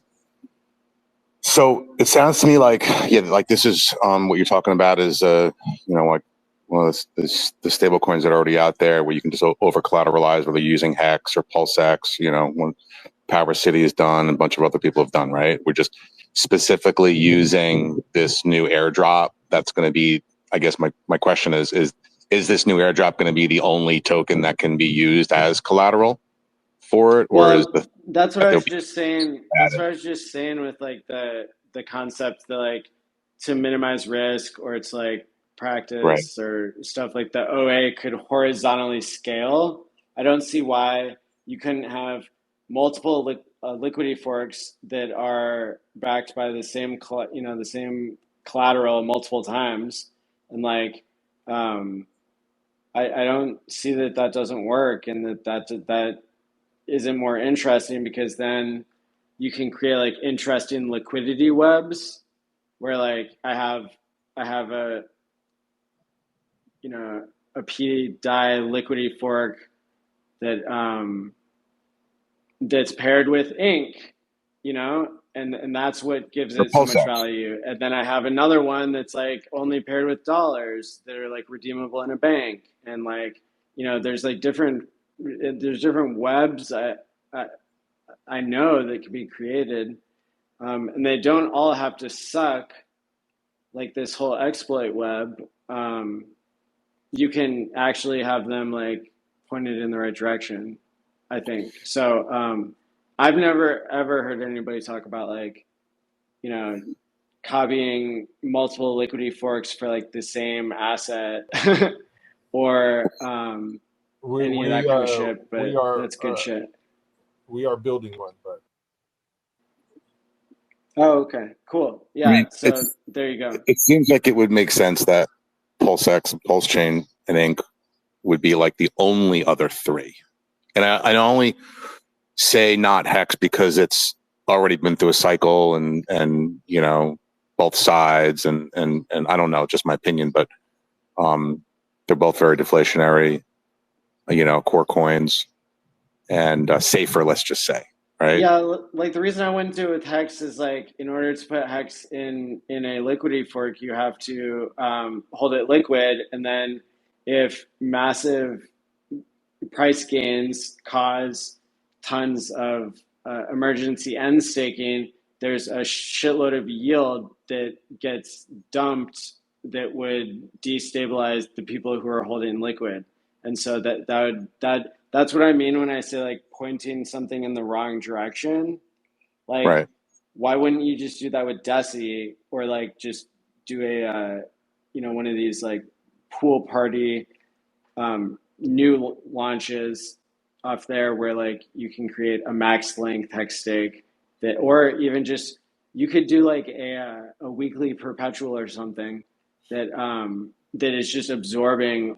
You would probably want to do that. You would want to have like this the shortest time frames, like a 2-day perpetual hex stake that's just clearing up all that all those EESs that would be happening, because people don't realize, like, yeah, you could get 200% APY if Hex is $10. Gary's down there trying to come up to. Oh, sweet. So the idea would be that you could exit the, I mean, if let's just, you know, use the airdrop as the example for the collateral now, and someone at, you know, 10 grand of value, you know, in day whatever, you know, early, let's just say, mints the stable coin that's already mint, it's already there. You can just peg the collateral, you know, post collateral in the vault, get your stable coin. And then hypothetically, let's say you get your 20, 30, 40, 50x, whatever that number is, you know, it goes from 4 zeros and a 5 or 3 zeros and a whatever, to all of a sudden you're at 50 cents and whatever. Now you can, as you go up, like has been described in the Power City vaults, where you can just basically like draw down on that margin. You can bring it back. Yeah. It might be 500% over collateralized. All of a sudden, you can draw down on and pull it back to 150 if you want, and that would make you whole on those gains, right? And the best way to think about that is like two different choke points that, like, because you're applying 2x leverage, like you can very easily get liquidated, and then also like whatever you're extracting on the 50x up has to be matched by the liquidity that's provided to the stablecoin that you are minting. And so there does have to be demand for the token that you're locking up. And if there's not demand for that, then, and there's not buy pressure there that equals the sell pressure, none of this like works. Like, and that's why you can't cheat the system, and that's why it's like a good system. If if the adoption curve is right, if your adoption curve creates an insane bubble of adoption, then the system collapses. And yes, that's why. Well, I don't know if it actually like self-corrects it in reality, and like the people who have extracted. I mean, it is a beautiful system, because even if you extract, yeah, you can like yield farm and stuff with that, but like, you know, the risk of that. So yeah, so when you think about a collapse, the only thing that means is like people sold at a price that they were willing to take the loan out. And so that's why I think that this is a far more elegant solution than any of the P maker stuff. Well, like, it makes sense. I mean, it sounds like, you know, there's been such a an onboarding event over the last week that, and then we can pitch this as and we can pitch this as like, this is something new on Pulse Chain, because these things have never been combined this way. If it's never been, is it really never been done this way? So, well, right, because the stable coins that are out there now that you can use existing collateral for, or basically created, you know, maybe that one was created for Hex, or, you know, the Power City guys, they created the whatever those stable coins are, and you can post the core coins for it. Yeah. This is one that was that's being created specifically for something that's starting at reach zero. $1, and then by the way, like the good news is it already has we re-engineered it so it can keep going up in price, and it can generate stable coins all at the same time. Right. Like problem fucking solved on all accounts.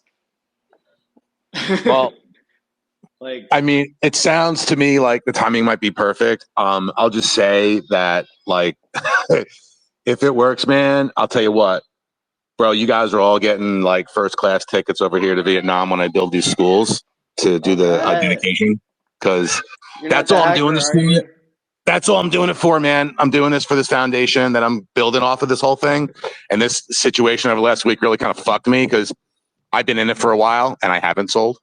And I've got half of my, I got half my PDAI at my treasure at home and half of it in my phone. Dude, so I got it at home. So I'm definitely still in, you know, I mean, I did sell some on the way because I saw it breaking down, and I just like diversified into some, the pump tired means.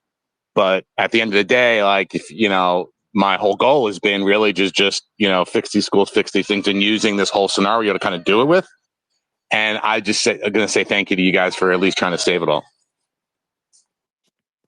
Find that hacker respect. right over there. That's so cool to hear. I really hope that we get to clip that and like give like a beautiful testimonial of like what one person is willing to do, like with pDAI, is like make the world a better place.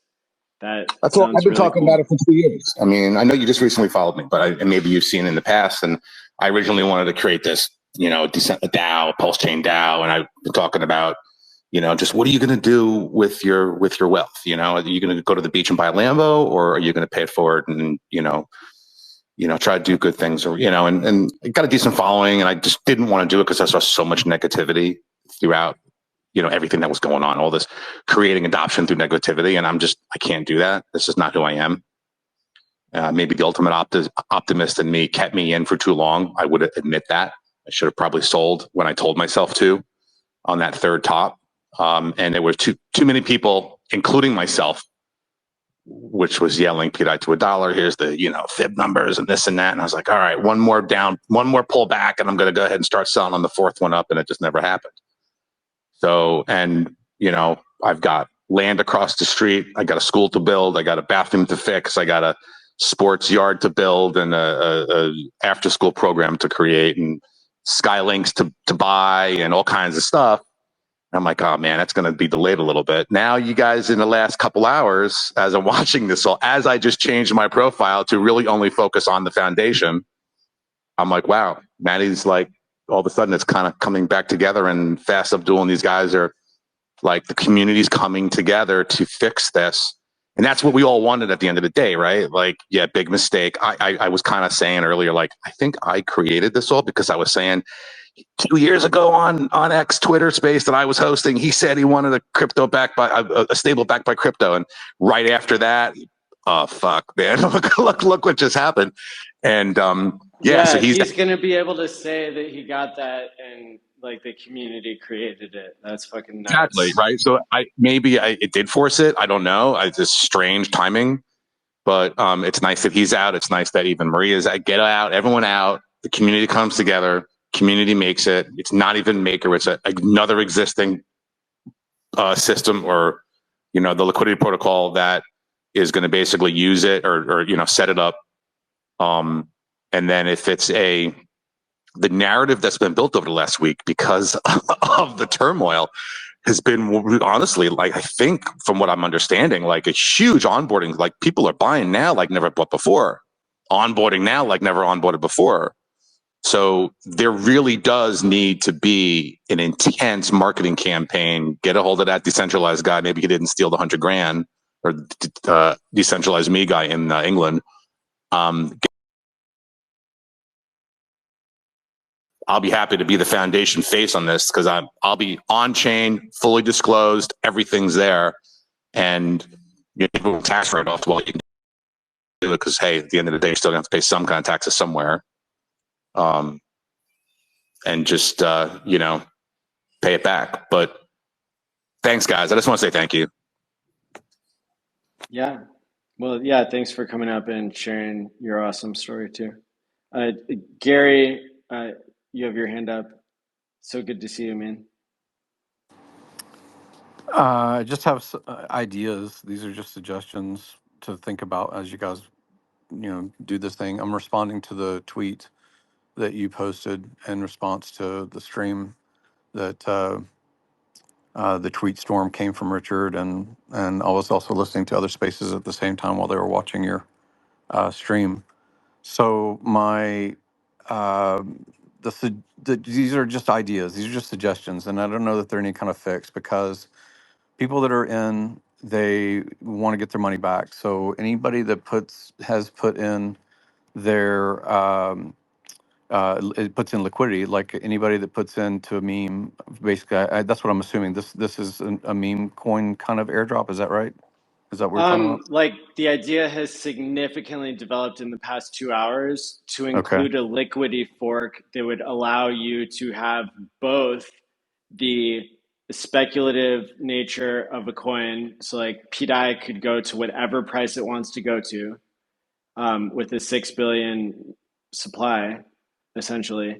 And then you could also attach onto that a liquidity fork like Fast Abdul just made and like Liquid Loans has, except there would be an upgrade in the game theory that Fast Abdul has come up with, and that he actually proposed before this. And I'm just putting all So these pieces together. I haven't listened to all of it, but let me just make comment. And again, I think that Sure. there's some things that can be pivoted to that are net, I don't know about net positive as far as price performance, but as far as like 1906, San Francisco had a fire, had an earthquake, and the earthquake ruptured gas lines and burned down San Francisco. And most of the people luckily didn't die, but the buildings and the infrastructure did. And then they moved over. This is before there was bridges and there was basically just ferries. They moved across the bay and basically lived in Oakland. And Oakland built up from the San Franciscans that had to move while their businesses and buildings and things like that were being rebuilt over the next few years in San Francisco. So that's the history. And all I'm saying is, to make a technical kind of protocol, even if it's a fork, liquidity fork kind of narrative, have it launched by developers, whether they have public face or don't. It just seems like that's kind of building on unstable ground in San Francisco too soon, just a little bit too soon. So like Oh this, yeah, like this isn't gonna like yeah. The timeline wasn't probably very clear, but like yeah, this would be like an aggressive schedule to get this airdrop done. Like thanks to Habibi for literally getting out of bed because he's so excited and like starting. Well, he volunteered to become one of the data providers. wait. But like Let me get my whole yeah, idea yeah, out first. So okay. even when you launch Liquidity, you're basically with a fork, like the PLS fork of Liquidity, or using Liquidity is Liquid Loans, right? And then there's something of value that's paired with something that has new context but no value, right? So there's this kind of oscillation, I guess. The same thing with PLSX, same thing with Inc. Inc already has some kind of market value. That market value is in some ways leveraged for a different token, and that different token has its narrative, right? So understand how that works. But like in this situation, what you had was basically a civil war, and the civil war, in as far as pDAI, was people that had 2 years of buildup of history and interest in saying that this thing is going to work, and then you had 2 years of resistance side or the other side that said it's not going to work, and you had that battle on the chart, right, and on the brand and people making tweets and so forth. And when the That's price not what reached the this, Civil War was about, though. but let me finish the thing. Okay. So I'm just saying, I'm looking at the San Francisco just had an earthquake and the buildings have burned down. Um, an interesting concept is let the market decide, but how do you do that with airdrops?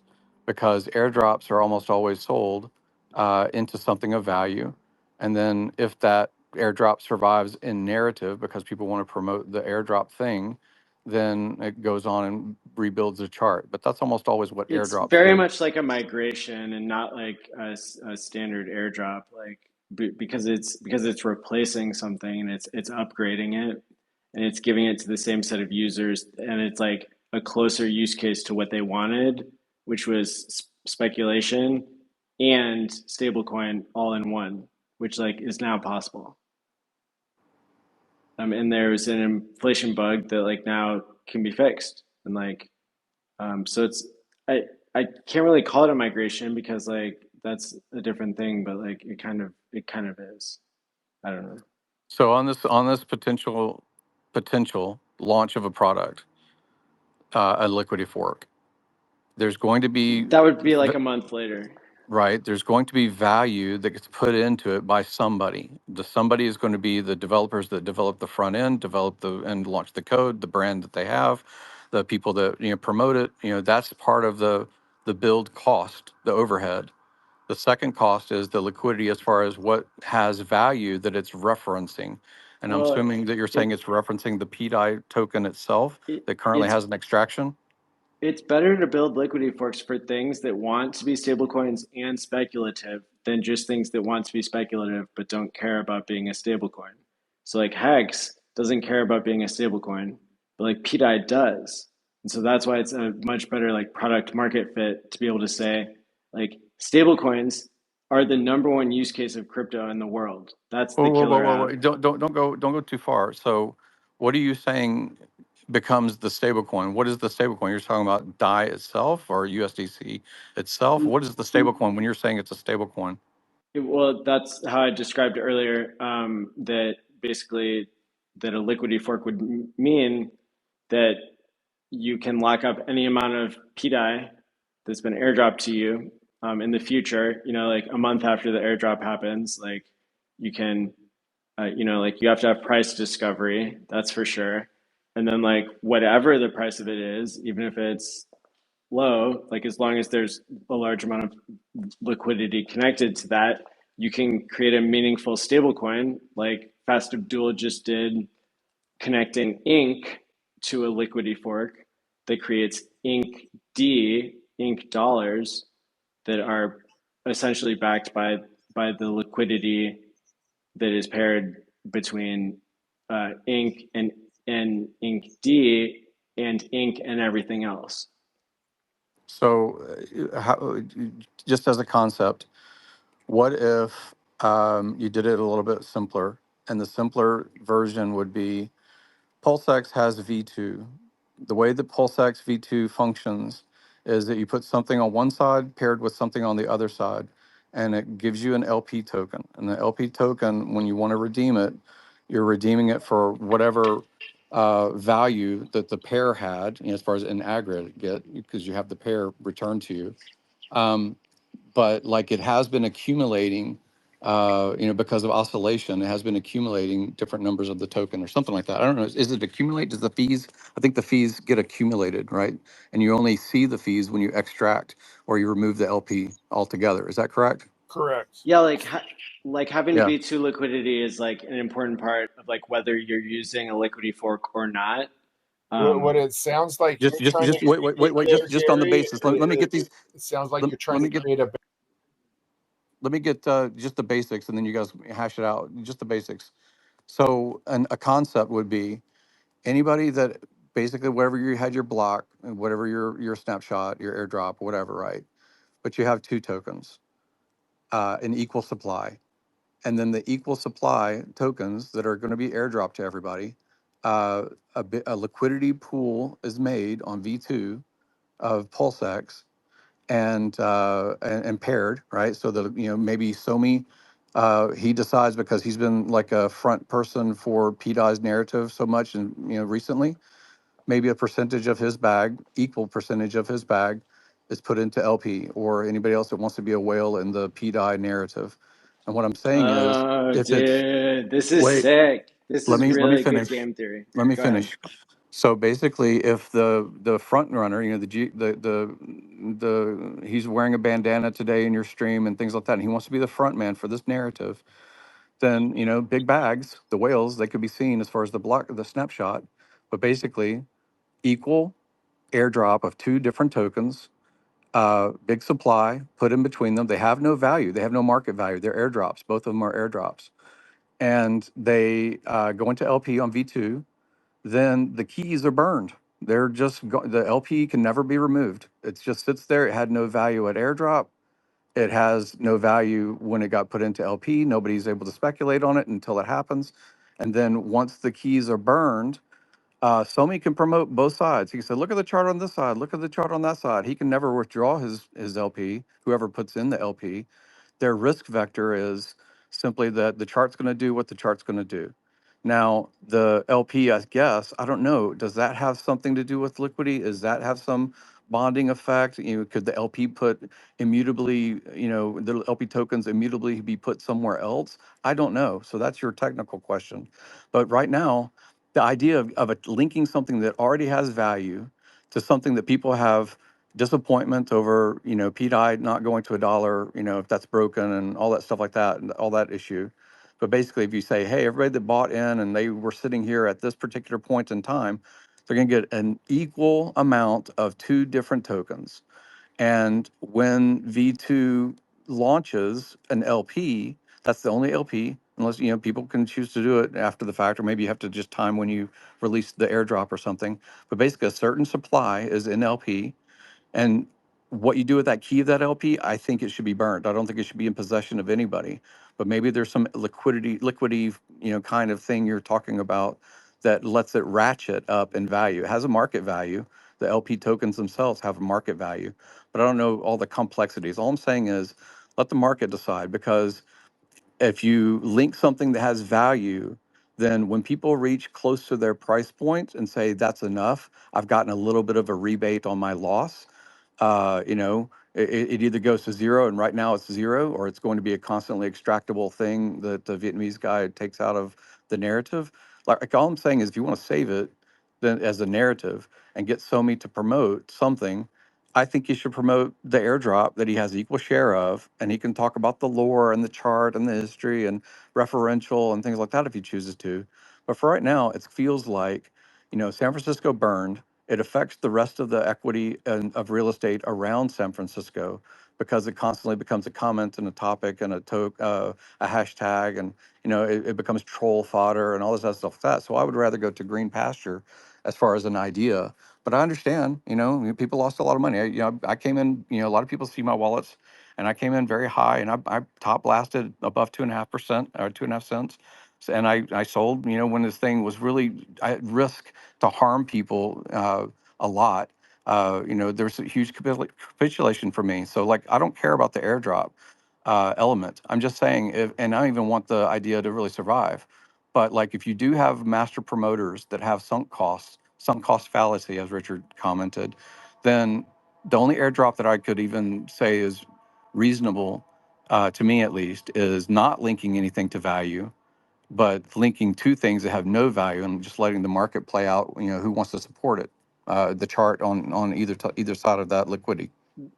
I would argue that there are much more like certain mechanisms by which we can know that things can have value more than they do now, at least, and so that could be very reassuring to the market, and that's the goal of today. Tonight we heard from Richard in detail while we were having an active conversation, and then we met afterwards. We made a plan, and so now that plan is like being acted on, it's being commented on, and like, but the goal for tonight, as this will be a long process and deserves lots of thought being put into it. This is something where tonight our goal was to like show that there's such a good plan here that it can restore market confidence to what we had yesterday. And I think so far, things dipped about to where they dipped the other day, and then snapped back up about half of would have been lost since the stream started. So that, yeah, that kind of shows me that, fingers crossed that people like this idea. And that's something we'll get to see more and more over the coming week and weeks after that. But I'm feeling extremely confident that that this can be pulled off, and we'll keep sharing more details other than this very detailed plan that we put out tonight. Go ahead, Triplet. The only issue with that plan, Gary, is that we're trying to remove liquidity for pDAI, right? So if you have something that's what it is right now, the price of pDAI, the second you pair something that's worth zero, let's just say it's an equal amount, right? That something that has no value automatically does. It sounds like you're trying to build something that's similar to what Balancer would do, or would you would have several assets in a pool that would balance out. That would be kind of cool.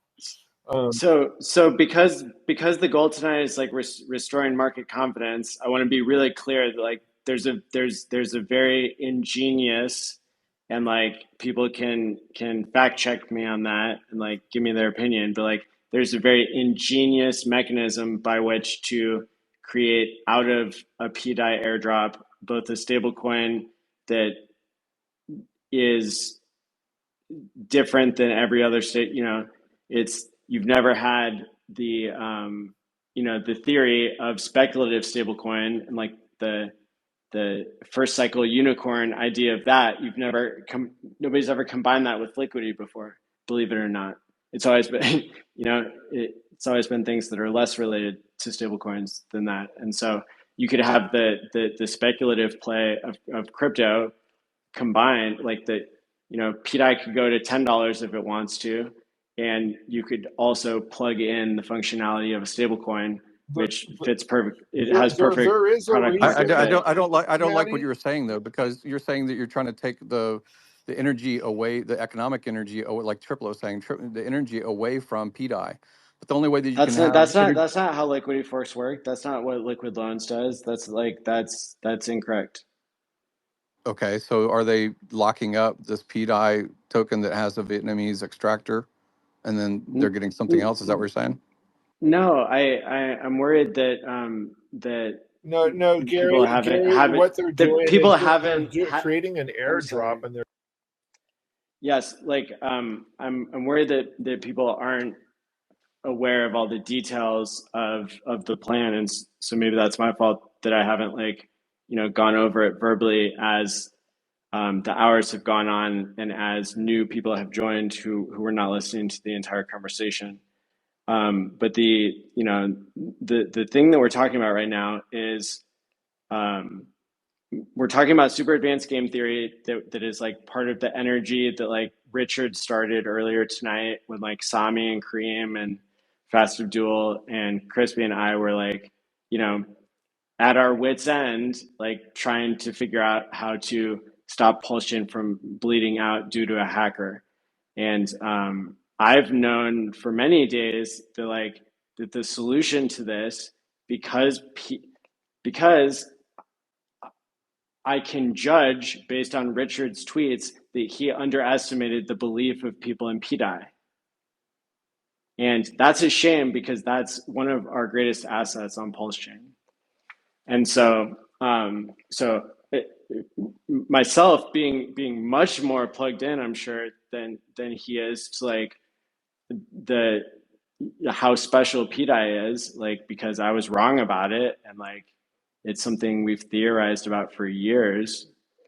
So like it was to my great surprise that pDAI became the most compelling new narrative on Pulse Chain, something that didn't exist, like a fork of Uniswap, PulseX. I mean, PulseX is special. It's one of my favorite cryptos, and like it is innovative, but it's not a new category of innovative. It's an incremental improvement. And so yeah, so like the power of pDAI, I think, was underestimated by some people this past week. But it wasn't underestimated by Sami, and it wasn't underestimated by me. And so yeah, so that, I mean, so a lot of this, of how we got here, I've already known where we were headed because of the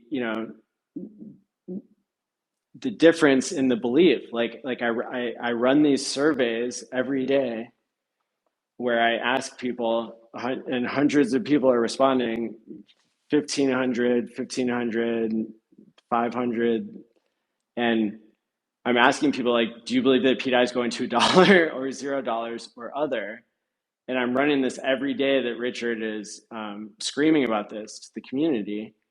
And it's like the numbers aren't changing at first, and then finally today they are. But the reality of this situation is that, like, this week is not going to be the worst week if like this continues, and the investor confidence in Pulse Chain is not going to survive the level of belief that people have in pDAI.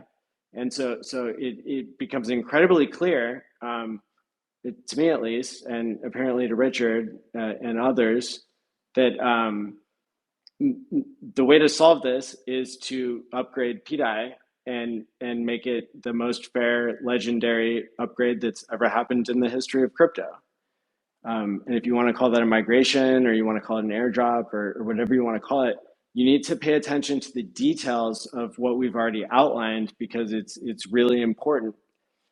Habibi said at the beginning of this space that the most important, in his opinion, the most underrated and important improvement upgrade that's happening to pDAI with this airdrop is that the name is being changed to pDAI, because people can't find it when they have $1 million to throw into something, into some meme first cycle unicorn thing, and they hear about Pulse Chain, or they hear about pDAI, and it's like consuming the mind share of crypto. Ansem is asking about it. Whale Fud's in our chat 2 days for multiple hours. Eric Wall is like so obsessed he stays up all night talking for hours in our spaces. Like, this is a big deal. And so like, all eyes are on us, and it appears that we have an incredibly elegant solution. And I'm not going to be able to be convinced, and I say this very firmly, no one will be able to convince me that people will not choose to follow the whales on this one. And if the whales don't want to follow, then I have enough confidence in the OA's history, legendary history in crypto. Most people don't know about I would say probably that probably less than 20,000 people in the world understand that the price of every crypto would have collapsed about 2 years ago if it wasn't for the Pulse Chain sacrifice funds propping up all of the stable coins that had depegged at that time.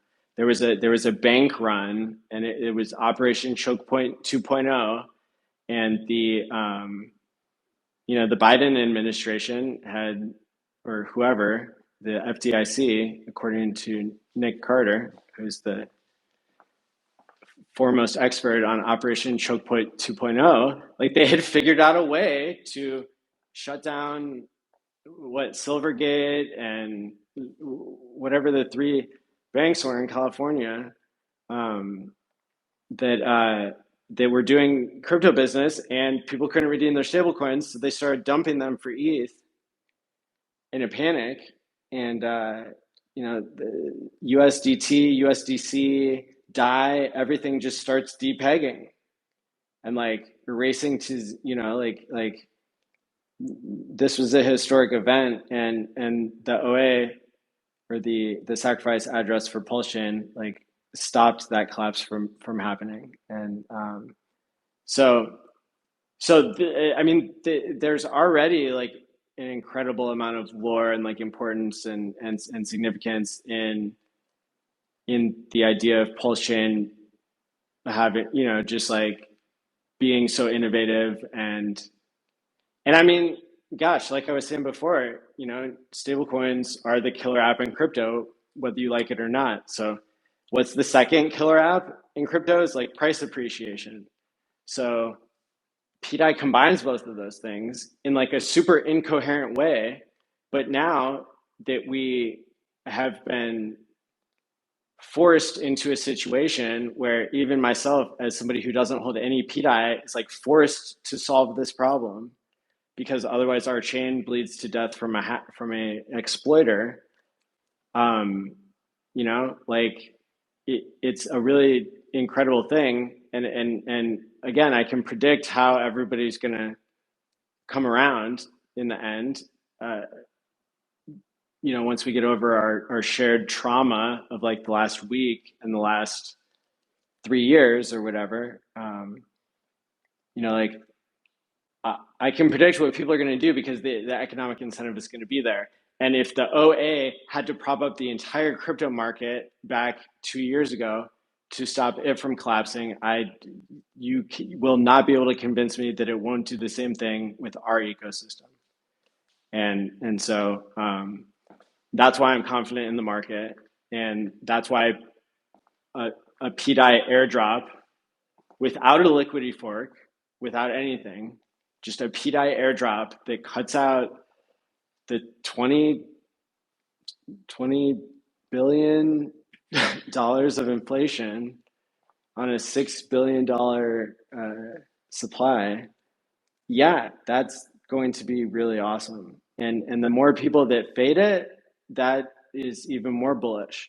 You had Kareem on stream tonight, who's a Hex maxi, saying he's going to buy pDAI because Sami's got him so excited about it. We told Sami, like, yeah, man, like, you're so invested in this, like, take some time.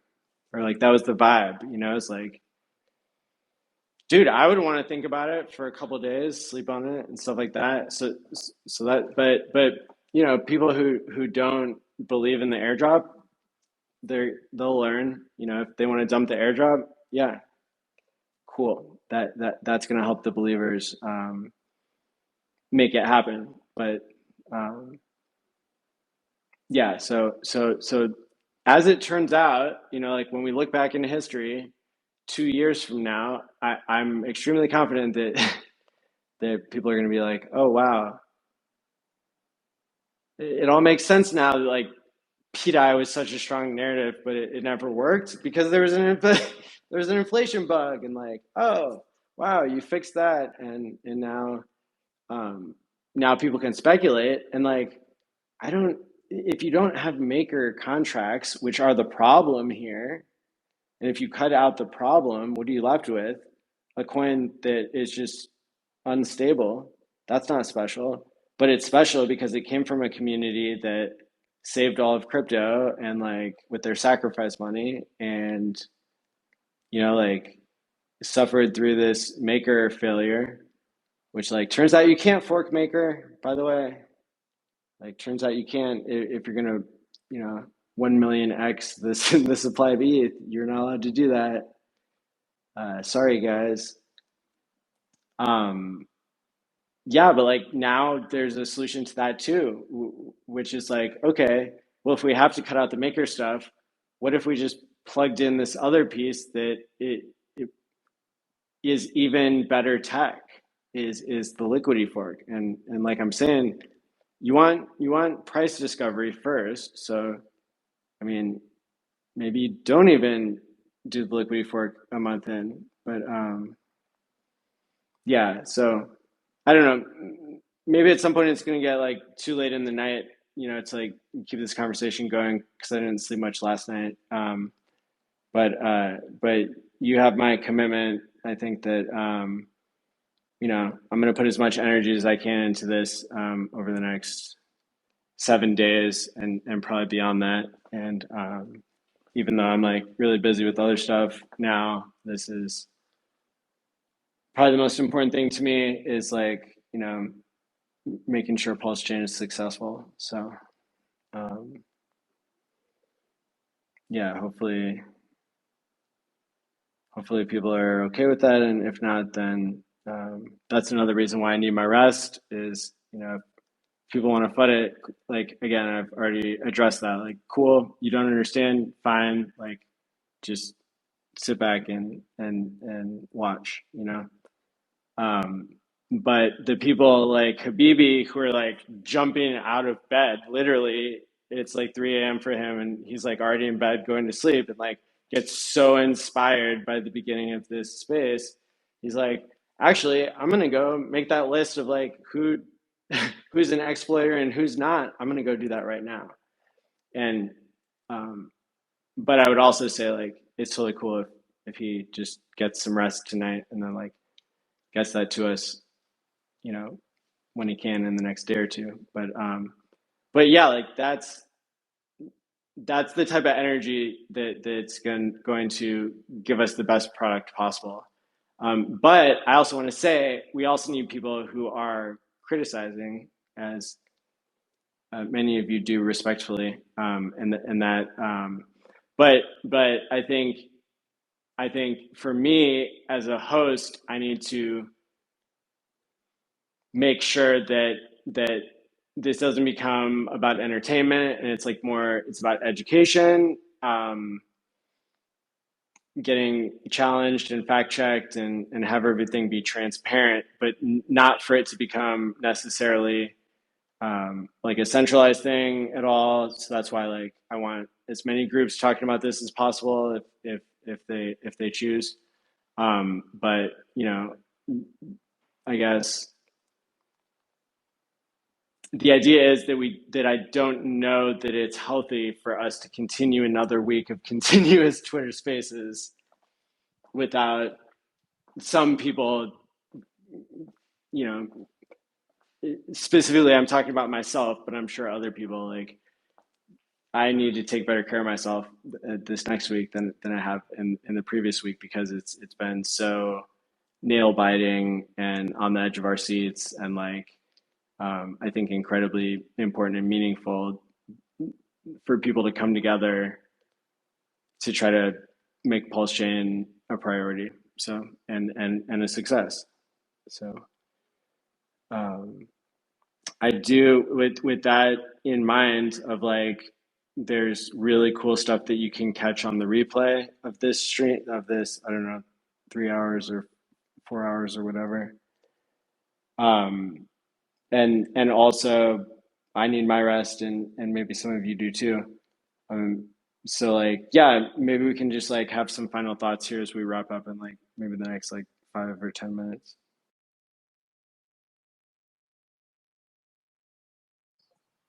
Maddie, so while you were talking, Somni posted it's a 555,555x from the bottom to $1, which I just put up in the box there. And let's make sure that obviously I know that you will, but I'll just say it.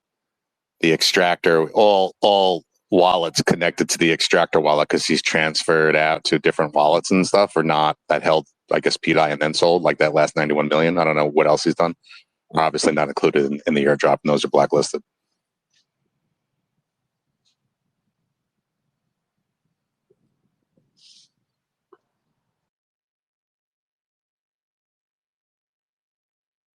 And I just say we have to definitely figure out a way to what I think Gary was saying was beat the overhead resistance issue that we're going to have.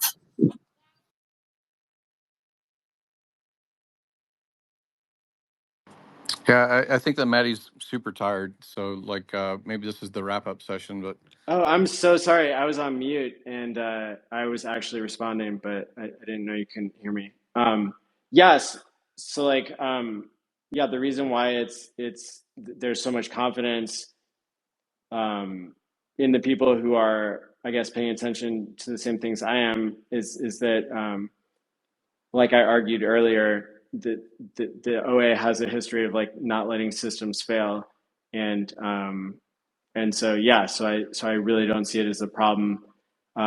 If you read the pin tweet and like what it says about like the OA liquidity having an option to concentrate their sells at the same time they concentrate their buys, of the airdrop.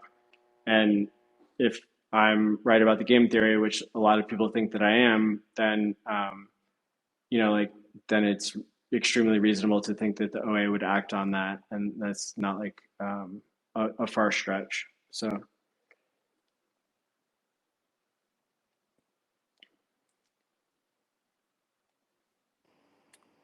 Can you hear me?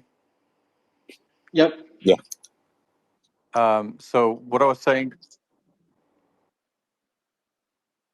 I just wanted to make a quick statement, if you don't mind, Maddie. So I have a friend who I care very much about. I'm sorry, am I speaking out of turn? Is it okay if I ask a quick question? We're wrapping up, but go ahead and ask a quick Okay, question. I'll be real I'm fast. glad you joined. Thank you so much. I'll be really fast. So I absolutely understand what Richard Hart was trying to say. If anybody, I know probably no one has contact with him, but if there's possibility we could possibly tag him. I know this sounds crazy, but it would be so awesome if he would just say the words that he's not going to peg pDAI, and that conspiracy can now die. If that's what he truly intends, I wish he would just say those think words. it's that would be much more clear now, wouldn't it? Yeah. I think that a more likely outcome, given how far we've gotten into this mess, is that that the OA would just continue to do on-chain actions that support the community as a decentralized entity, fixing the inflation bug, and then things get to go back to how they're supposed to be. Okay.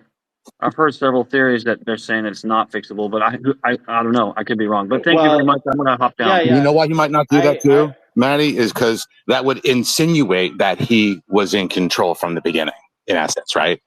So I would argue that either way that plays out, of like whether the OA was in on it the whole time or not, like either way, it's just there's going to be people out here who are telling you that this is never going to work simply because they believe so much that it's going to work that they want a cheaper entry price. So the reality of the situation is like the market will decide how good the fix is, and if you simply held pDAI at the right time before the snapshot that's already occurred, then you get to play this game so easily because you literally have the old version that's broken and you're going to have the new version that's fixed. Do we know that for sure? I mean, he made a suggestion. There's somebody working on that? Yeah, I put in the pinned tweet, and I've announced today that like a solution has already been created, and it's got a date that it will go into effect, and it's already extremely superior to the current state of the system, and the whales are behind it, and so is the OA seemingly. So this is incredible news, and I think that this is part of why the market is much more confident now than it was when the tweet storm happened. Okay, last question is, do you know when that snapshot was taken? And I'll hop off. Thanks. Yeah, so the snapshot happened at a specific point in time that is tagged by Richard Hart's tweet. And there's an ID for that in the first pinned tweet here in the space. But it was like, just to give you a general idea, it was like maybe 6 hours ago or something. Or it was like like 4 to 6 hours ago, somewhere in there. So so probably not a lot of people. I don't know how many people were trading at that time, but if you're trading during that time, then you'll have to pay closer attention to know the exact block.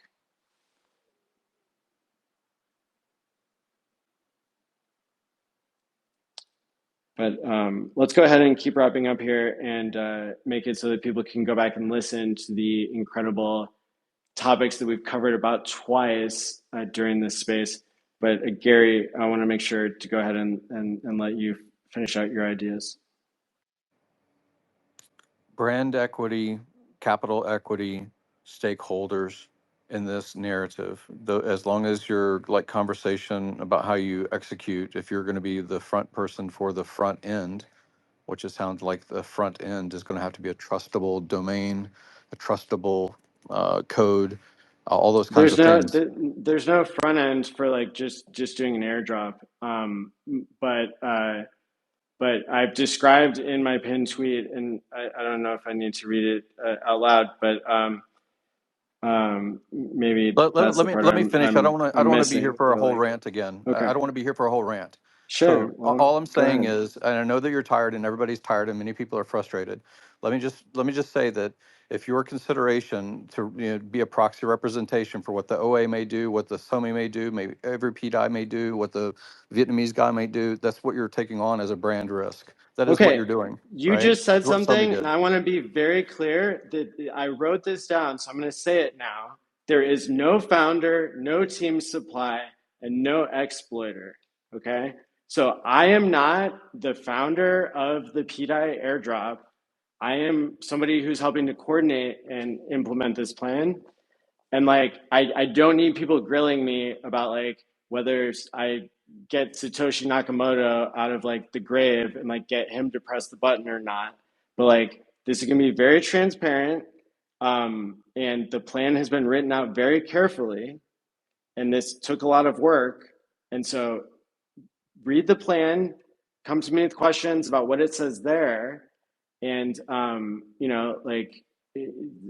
this is I'm doing my best. I've had a very stressful week, but it looks like we have a solution that a lot of people are excited about, and I've now reached the end of my social battery. And so I want to thank everybody for joining the space today, and for the 100 hours that we've put into this problem over the past 7 or 8 days.